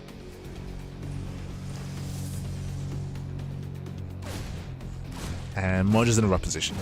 It's in a rough position here. Cutting back against the probes. Stalker's in position to intercept. And it's going to be close. Gets 1 more shot. Does he get 2? Barely not enough. Barely not enough. The Reaper does barely get away. Oh, the interception. Sebestus. Can he intercept? Moja, he hides the Reaper in the tall grass. Sebestus looking for the Reaper. And to recover, Cloak Banshee. So 1-1-1 into Cloak Banshee here. It's a little bit committed. It's very risky, of course. Very risky. If this fails to get damaged, then Moja will fall behind. But so far, it is a Twilight Council follow-up. No Robo and 0 scouting in the main base. So 0 scouting. Cloak Banshees, they can pop off.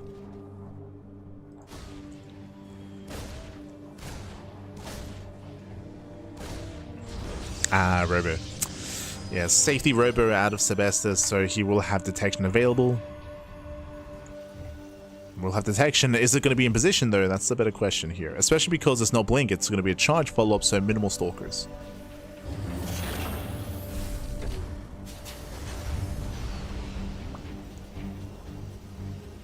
Minimal stalkers, less anti-air.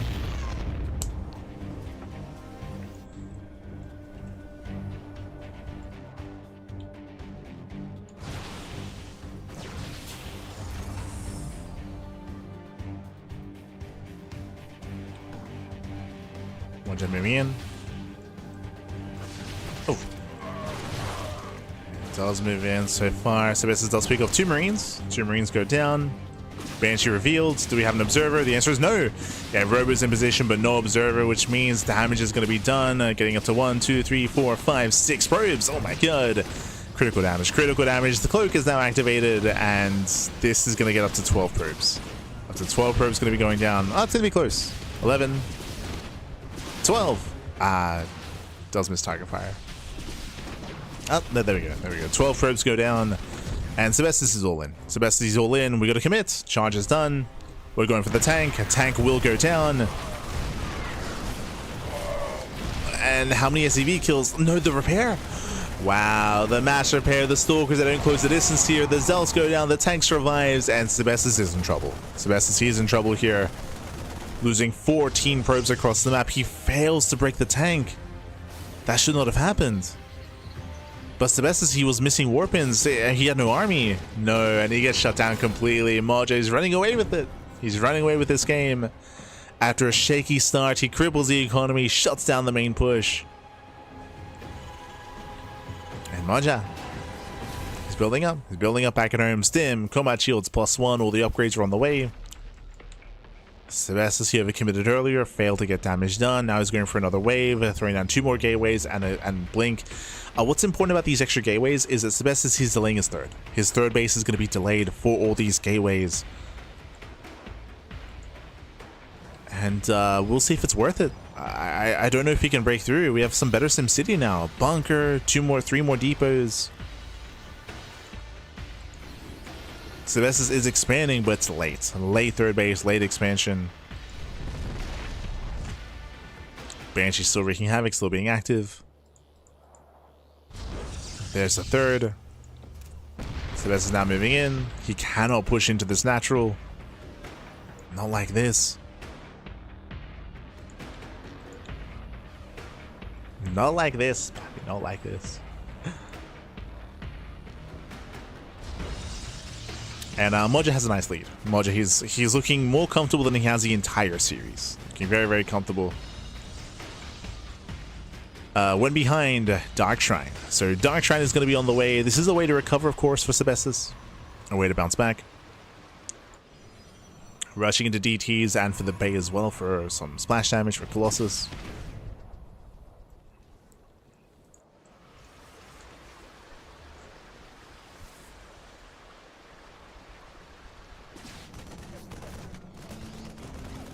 Moja finds a proxy. I don't think Moja needs to commit right now, but I don't see a third CC. Okay, it is Moja. Like, he'll just get a third base and just get a faster third, get a better economy, and just outscale Sebestos in the mid game. But it's Moja, so he just commits. Yeah, he just commits. Moves out with everything. Does not pull the boys. Third CC behind the push. And we'll see what Moja can get done. He does have the larger army. He has a stronger force.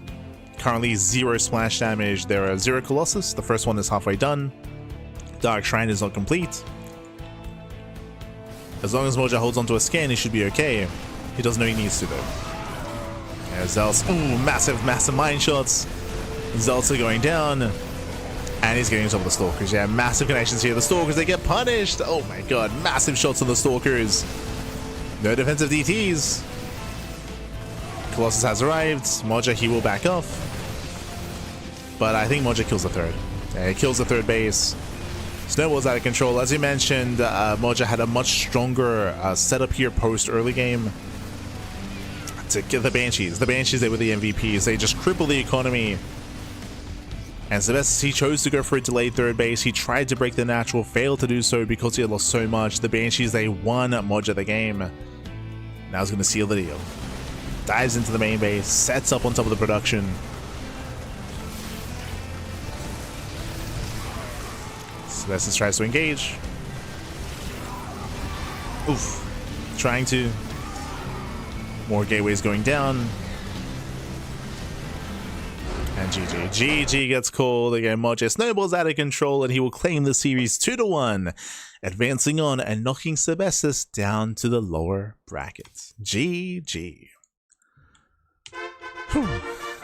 GG, well played again. As Moja had a really rough start. Remember, it all began with Sebestos with the proxy gateway, which was worth it. He went for the proxy gateway. He forced a cancel on the CC. He delayed the economy. Sebestos was in a very good position. And then Moja did take a risk by going into Banshees. He went into the Cloak Banshees, and those Banshees did game-ending damage. Just critical damage across the map. With that, Sebestos, his economy was crippled, losing far too many probes. Losing 12 workers and a little bit more damage being dealt afterwards as well. In the end, we saw that Sebestos, he felt pressure to push into the natural. He failed to kill the tank, so he lost all of his zealots trying to break that tank line, and he just fell behind. Just fell behind from there. If Moja wanted to, he could have just expanded. Could have just expanded, gotten another CC, but in the end, he just went for the move out instead. I mean, he expanded behind the push, I should say. Behind the push, GG. GG, well played. Is this the old patch? These matches were played a couple of days ago, just before the new patch, the hotfix hit. The hotfix was 6 days ago, so this would have been like 7 days ago, I guess. For OSC events, for OSC tournaments, the games are played ahead of time, then they're submitted to the admin, and then we have a cast with the submitted games. That's for the OSC Rising Star and for the mid-season playoffs and for other big OSC events. They play their matches, they submit their games. So this was just before the patch, or just before the hotfix. As with that, we're going to be getting into our next series. It's going to be a ZVZ, the final series of the broadcast between GgMaChine and Minizerg UA. Let's go. Let's go. Final series here. Oh, going to be loading into Beckett Industries. Going to be loading in. As spawning in the top right hand corner of Beckett Industries, we have the red Zerg player. The red Zerg player himself, we have the, representing Stowny Balls, it is GgMaChine.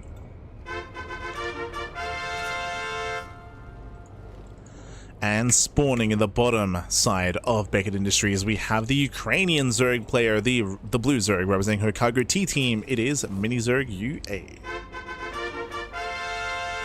And if you're in the chat, you know what time it is Gamba time. Predictions open. Predictions are open. Place your bets on who you think will claim the series.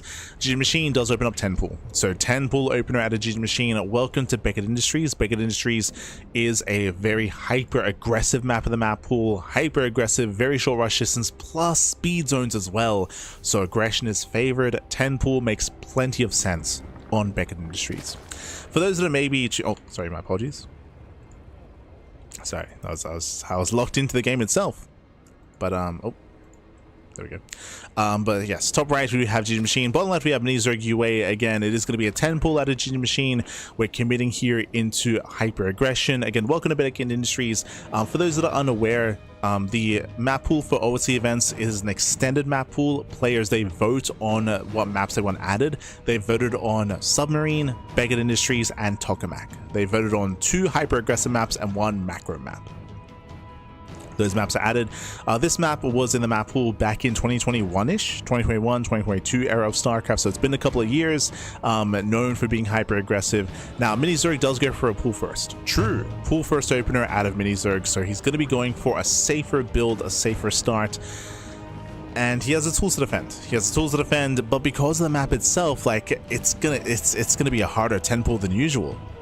So I don't know how this plays out. I want to say that Mini Zerg can hold on with good enough worker micro, but he has to minimize losses. He has to minimize losses. Yeah, Spine Crawler back at home in the main. Lings, they hit the natural. More Lings are coming. And remember, it's not an all-in. GgMaChine does expand behind this. Not an all-in, but hyper aggressive. Oh, and if Mini Zerg does not pull the boys, he will lose his base. Yeah, the hatchery is getting too low. And that's going to be a cancel. Oof, a cancellation on the hatchery. Ay, ay, ay. If you don't pull the boys, you cannot save it. So, rough loss here for Mini Zerg. He does go for early gas. Early link speed. Gets fully scouted. GgMaChine gets into the mineral land. Gets 1. Gets 2. 1. 1 drone. 1 drone goes down. And GgMaChine should take a defensive stance. Queen production and a wall. As he just takes the fight. Oh my god, he just takes down all the Lings. No queen. Yeah, no queen to defend. Lings go down.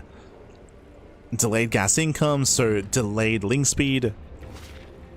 Even though it's supposed to be a little bit faster. No gas income. And GgMaChine is running away with this. He's running away with this. He has a better economy. He's up on bases. He's going to be secure. The one advantage that Mini Zerg has is the faster gas, but he has no gas income. So he's even missing his Ling speed timing that he would have had. So missing his timing. A very rough start.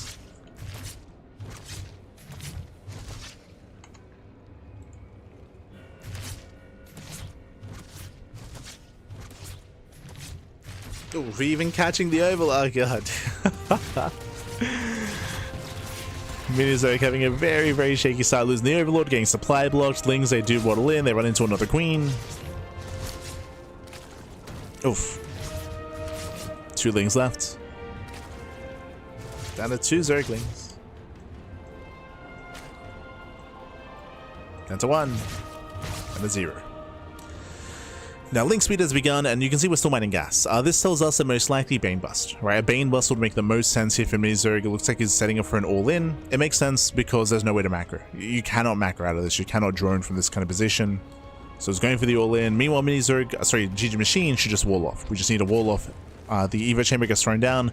We should be seeing a Roach Warren and a full wall at this point. We're working on it. There's that Baneliness. Again, a Bane Bust out of Mini Zerg. He's going for the bust. Ooh, so GgMaChine, he's going to delay his wall by going for the faster lair. So this is a little bit risky. Lair is on the way. The natural is open.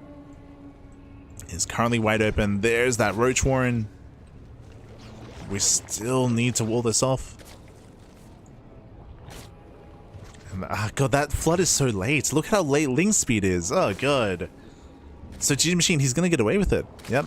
Faster lair, delayed wall. Lings are now moving out. Ling's speed is still not done. It's just so late. Despite that, we'll see if this still works. Remember, there's only 2 queens. Only 2 queens to defend. You can see how GgMaChine is droning, by the way. He's still droning. Lings, they move in. And Mizor, can he pull this off? Another wall. Yeah, another Eva chamber. Roach production has now begun. Again, this is so greedy from GgMaChine. I mean, if it works, it works. Throws down the secondary wall. Banelings have arrived. Breaks down the first wall. Banelings, they break down the second. Ooh, massive connections.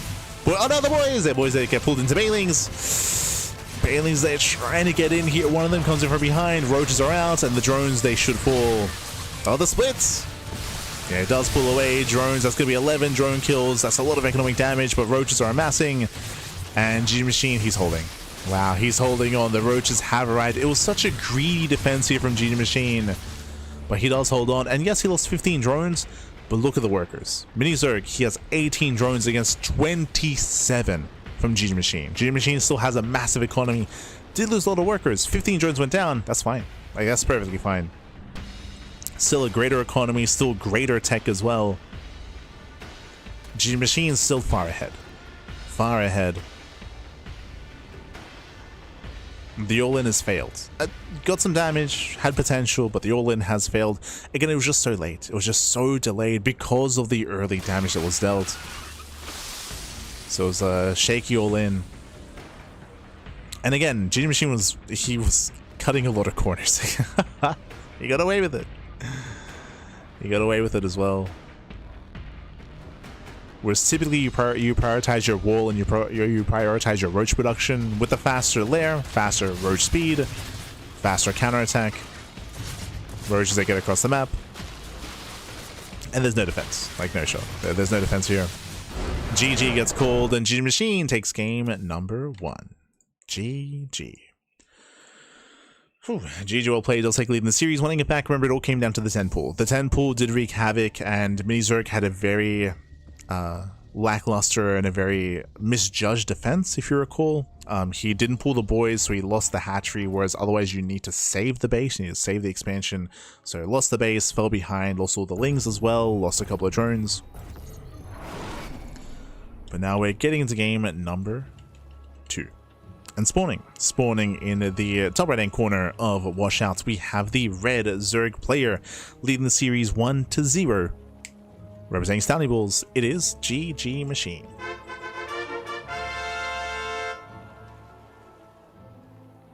And this time he's droning. This time he's droning up and spawning in the bottom left-hand corner. We have the Ukrainian Zerg player. We have the blue Zerg representing her Cargo T team. It is Mini Zerg UA. I did it again. My apologies. I'm getting out of it, man. I'm getting out of it. Ugh. So good. Gonna be loading into game 2 here.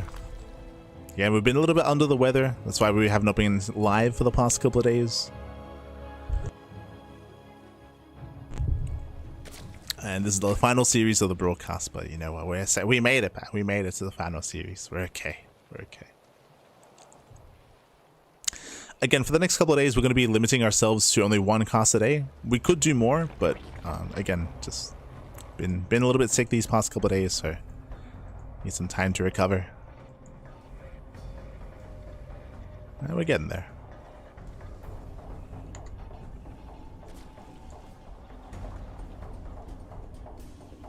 So here we go. For now, pull first. Pull first at a Mini Zerg, pull first at a GgMaChine. This would quote-unquote hard counter a 10 pull, or at least counter a 10 pull.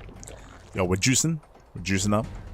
Taking our expansions. Now, because of the build of choice, because we're going pull first, it's going to be pull hatch into delayed gas. This typically means that we're going to be skipping link speed. We're going to skip link speed, we're going to build up on 2 bases, wall off and go 2 base roach or 2 base lair.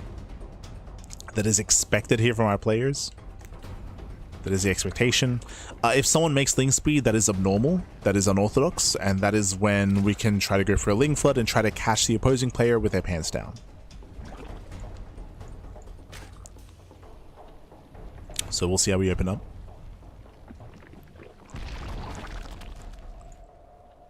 Otherwise, this should just be 2-base play. Should be.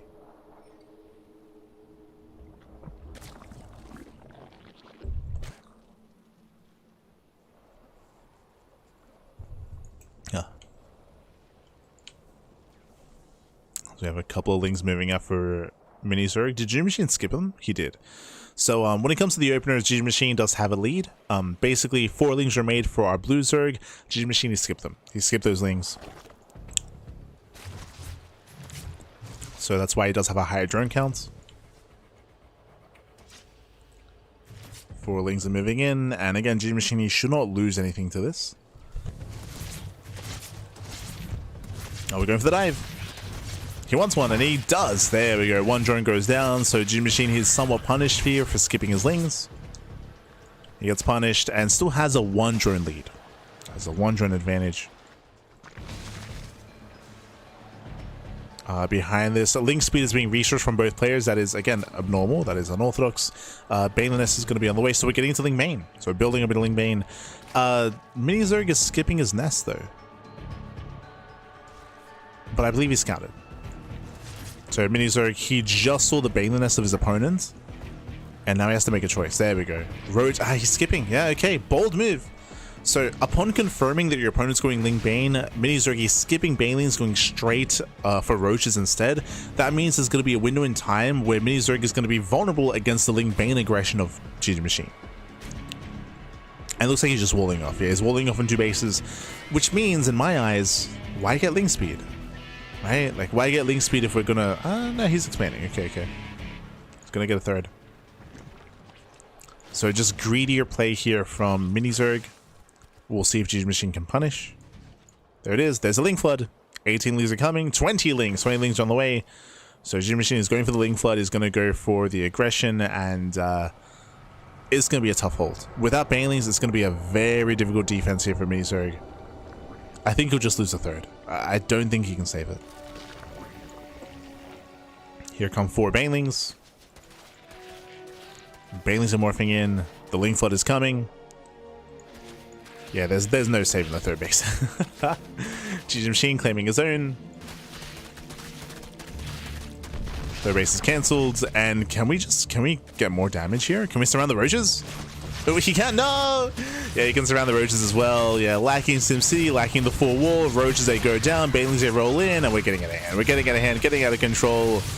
Again, Mini Zerg, he chose to skip his Banelings in the face of Ling Bane. He chose not to fully wall off as well. It's one of 2. Either you go Ling Bane yourself or you fully wall. We saw nothing, and GG gets called. GgMaChine will claim the series 2-0. GG.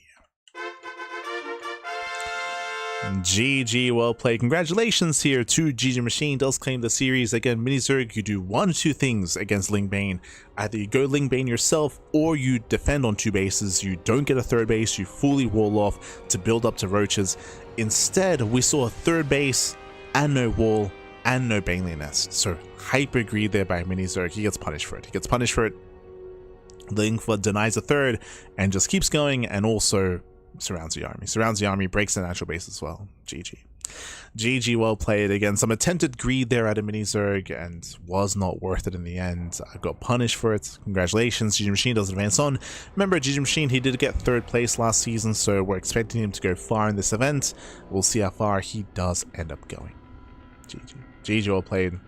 With that, congratulations. With that, we can catch up on the bracket itself. Again, exclamation mark B in the chat if you guys want to have a look at it yourselves. We have been getting a couple of updates here and there. So big shout out to those that have been contributing to the Wikipedia page. Big shout outs. Here we go. Let's catch up on the brackets.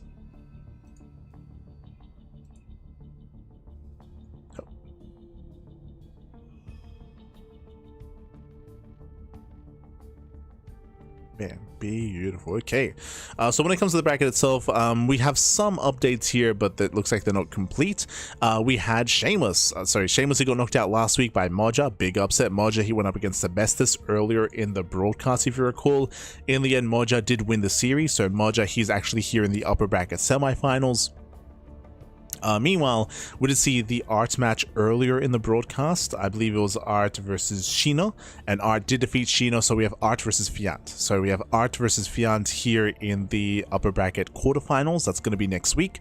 We have Moja waiting for the winner of that series. Meanwhile, we just wrapped up this series here. GgMaChine, he takes out Minizerg UA 2-0. So Minizerg, he's up. Sorry, GgMaChine is up here in the next round, waiting for the winner of Jumy and of, I believe it was it Ledlix? No, UD Soldier. So yeah, so UD Soldier took down the Ledlix, and we do have UD Soldier versus Jumy in that next round. So a PvP here between UD Soldier and Jumy. We have GgMaChine waiting for the winner of that series. We have Moja waiting for the winner of Fiant and Art. Now, if you remember, last season Art got second place and GgMaChine got third place. Shameless came first. Shameless is already down in the lower brackets, so big upset already. When it comes to the players that are up here, I still lean towards Art. Like, Art is a heavy hitter. He's been looking very strong as of late. Moja can be a very tricky opponent. He can be very aggressive, so we could see Moja threaten Art. We could see Fiant threaten Art. I know Fiant has been improving recently, especially with the new patch. Fiant has been looking better, so we'll see if Art can make another finals run, or if he gets stopped by Fiant or Moja. We'll see. Likewise, we're expecting GgMaChine to make it through. Regardless of whether it's going to be UD Soldier or Jumy, GgMaChine is favored to make it to the finals at least, and we'll see if he can be stopped. We'll see if we can deny Art versus GgMaChine in the upper bracket. And remember, all the players that lost here tonight, they've been knocked down to the lower bracket. They're still in the tournament. There's still, of course, a chance for them to redeem themselves and to recover and to keep their tournament run going. So best of luck. Best of luck to all the players. Again, this event typically takes around 6 months. No, sorry. What am I saying? I'm meant to say around 6 weeks. Around 6 to 8 weeks is usually what this takes. And this is week 2. Week 2 just wrapped up. We'll be getting into week 3 next week, of course. We'll be getting there. But otherwise, thanks so much for watching. Thanks so much for tuning in. Again, this event is for the up-and-coming talent in StarCraft, as you can see here with Aracfire, Sebastes, Moja, Shameless, Minizerg, Defiance, Ledlix, Milky Cow, Jumy, and many others. Honmono as well, and many others. And again, typically takes around 6 to 8 weeks to wrap up and to conclude. So we'll see you guys next time for the next OSC. Meanwhile, when it comes to our next coverage here on the channel, our next stream, as you can see, Monday and Tuesday were empty. We got a little bit sick over the past couple of weeks. I've been talking about it, where you've seen me like wear scarves and try to drink as much tea as possible, but my throat has been very sore over the past 2 weeks, to the point where it kind of like reached like peak soreness and was swelling up over the weekend. So we took some time off, went to the doctors, was recommended to just rest up, and to just stop speaking, stop talking. so we rested up on Monday and Tuesday and Wednesday. Now, the downside of that is that we missed out on WarTV Monday and we missed Pegasus Cup, which are two pretty important events when it comes to trying to keep an eye on the meta and how the new patch is affecting the meta right now, the hotfix patch. So I'm a little bit out of the loop and I'm a little bit out of the meta because of that, because we missed out on those broadcasts. We also missed Kung Fu Cup this week as well. So we missed out on Kung Fu Cup, WarTV Monday, and Pegasus Cup. So I'm not as like involved. I mean, you can see like, yo, you miss like 2 days of casting and bam, you're out of the meta. Like just to be fair, just because of the hotfix, right? Because of the hotfix and because of everything that's been going on. So I'm a little bit out of the loop. We should be able to catch up, hopefully, through the weekend. As you can see, when it comes to the rest of our schedule, tomorrow we're going to be live with Crank Gatherers. That's StarCraft Evolution. Sunday we'll have Crank Gatherers. Saturday and Sunday we have RSL. We're going to be co-streaming RSL, and we also have KSL on Saturday. Now, because I'm taking it easy, this was the original schedule. There's a very high chance that we do skip KSL. We might like do a replay cast instead. KSL's on Saturday, but because we're taking it easy, I probably want to limit to only one tournament a day, just to limit and just to slow things down a little bit. Originally, we were going to be casting twice a day, every day, of course, that's how we do. So I'm very tentative about KSL, which is a bit of a shame because for those who don't know, it was announced that Chicken Man is going to step away from casting. He's going to step away from, StarCraft content creation. And that is the final KSL that Chicken Man is going to be involved in. So I mean, much love to Chicken Man. He's going to be focusing on his IRL career. He's been a part of the StarCraft community for a number of years now, for quite some time. So that's his final KSL. So I would love to be a part of it, just to, you know, just to bid him farewell. But again, like there's a very high chance that we end up covering it via replays instead. I say a chance because there is also a chance that by the time Saturday hits, maybe I'm fully recovered. Like if I'm fully recovered, we'll do it. We'll cast it. But if I'm still like you can hear my voice is like a little bit hoarse, like it's a little bit raspy. It's not quite. It's it's not quite there. If I don't recover by then we'll just do RSL. If I do recover by then, we'll cover both. So we'll see. We'll see what happens. Otherwise, thanks for watching. Thanks for tuning in. We do appreciate it. We'll see you guys tomorrow for some Crank Gathers. For Crank Gathers, that's going to be the playoffs of a StarCraft Evolution tournament. Look forward to it. Do look forward to it. It's going to be a lot of fun. It's going to be amazing. It's going to be beautiful. It's time to ladder. No shot. I'm gonna go get some breakfast. I'm gonna go get some breakfast, and I'm gonna go not speak for the rest of the day. I'm doing my best to minimize any kind of speaking.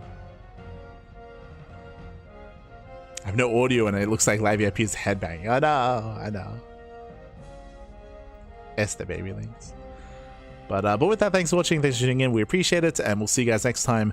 Right, true. Another thing that's happening right now, which I might play, especially because I have a little bit more free time right now, and I'm going to be off stream and not speaking. I might dip into Zero Space. Zero Space, the early access went live a couple of days ago, and a lot of people are playing Zero Space right now.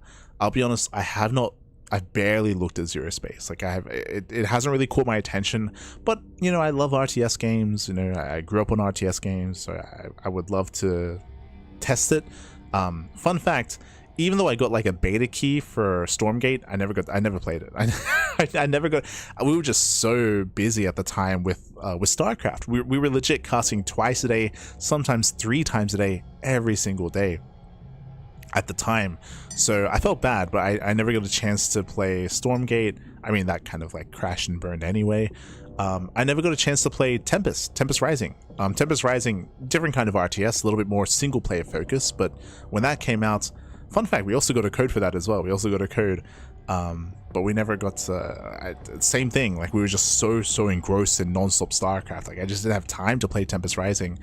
Now with a leaner schedule, I can actually play Zero Space. So if I do, it's gonna be off stream. If I do, it's gonna be off stream just because I don't want to speak. I don't want to. Gotta rest the voice. So so we'll see. We'll see how it goes. We'll see if we enjoy ourselves. But otherwise, thanks for watching. Thank you so much, and we'll see you guys next time. We'll see you guys tomorrow for some Crank Gathers. Otherwise, take care. Till next time. Ciao, papi, ciao. Hasta luego.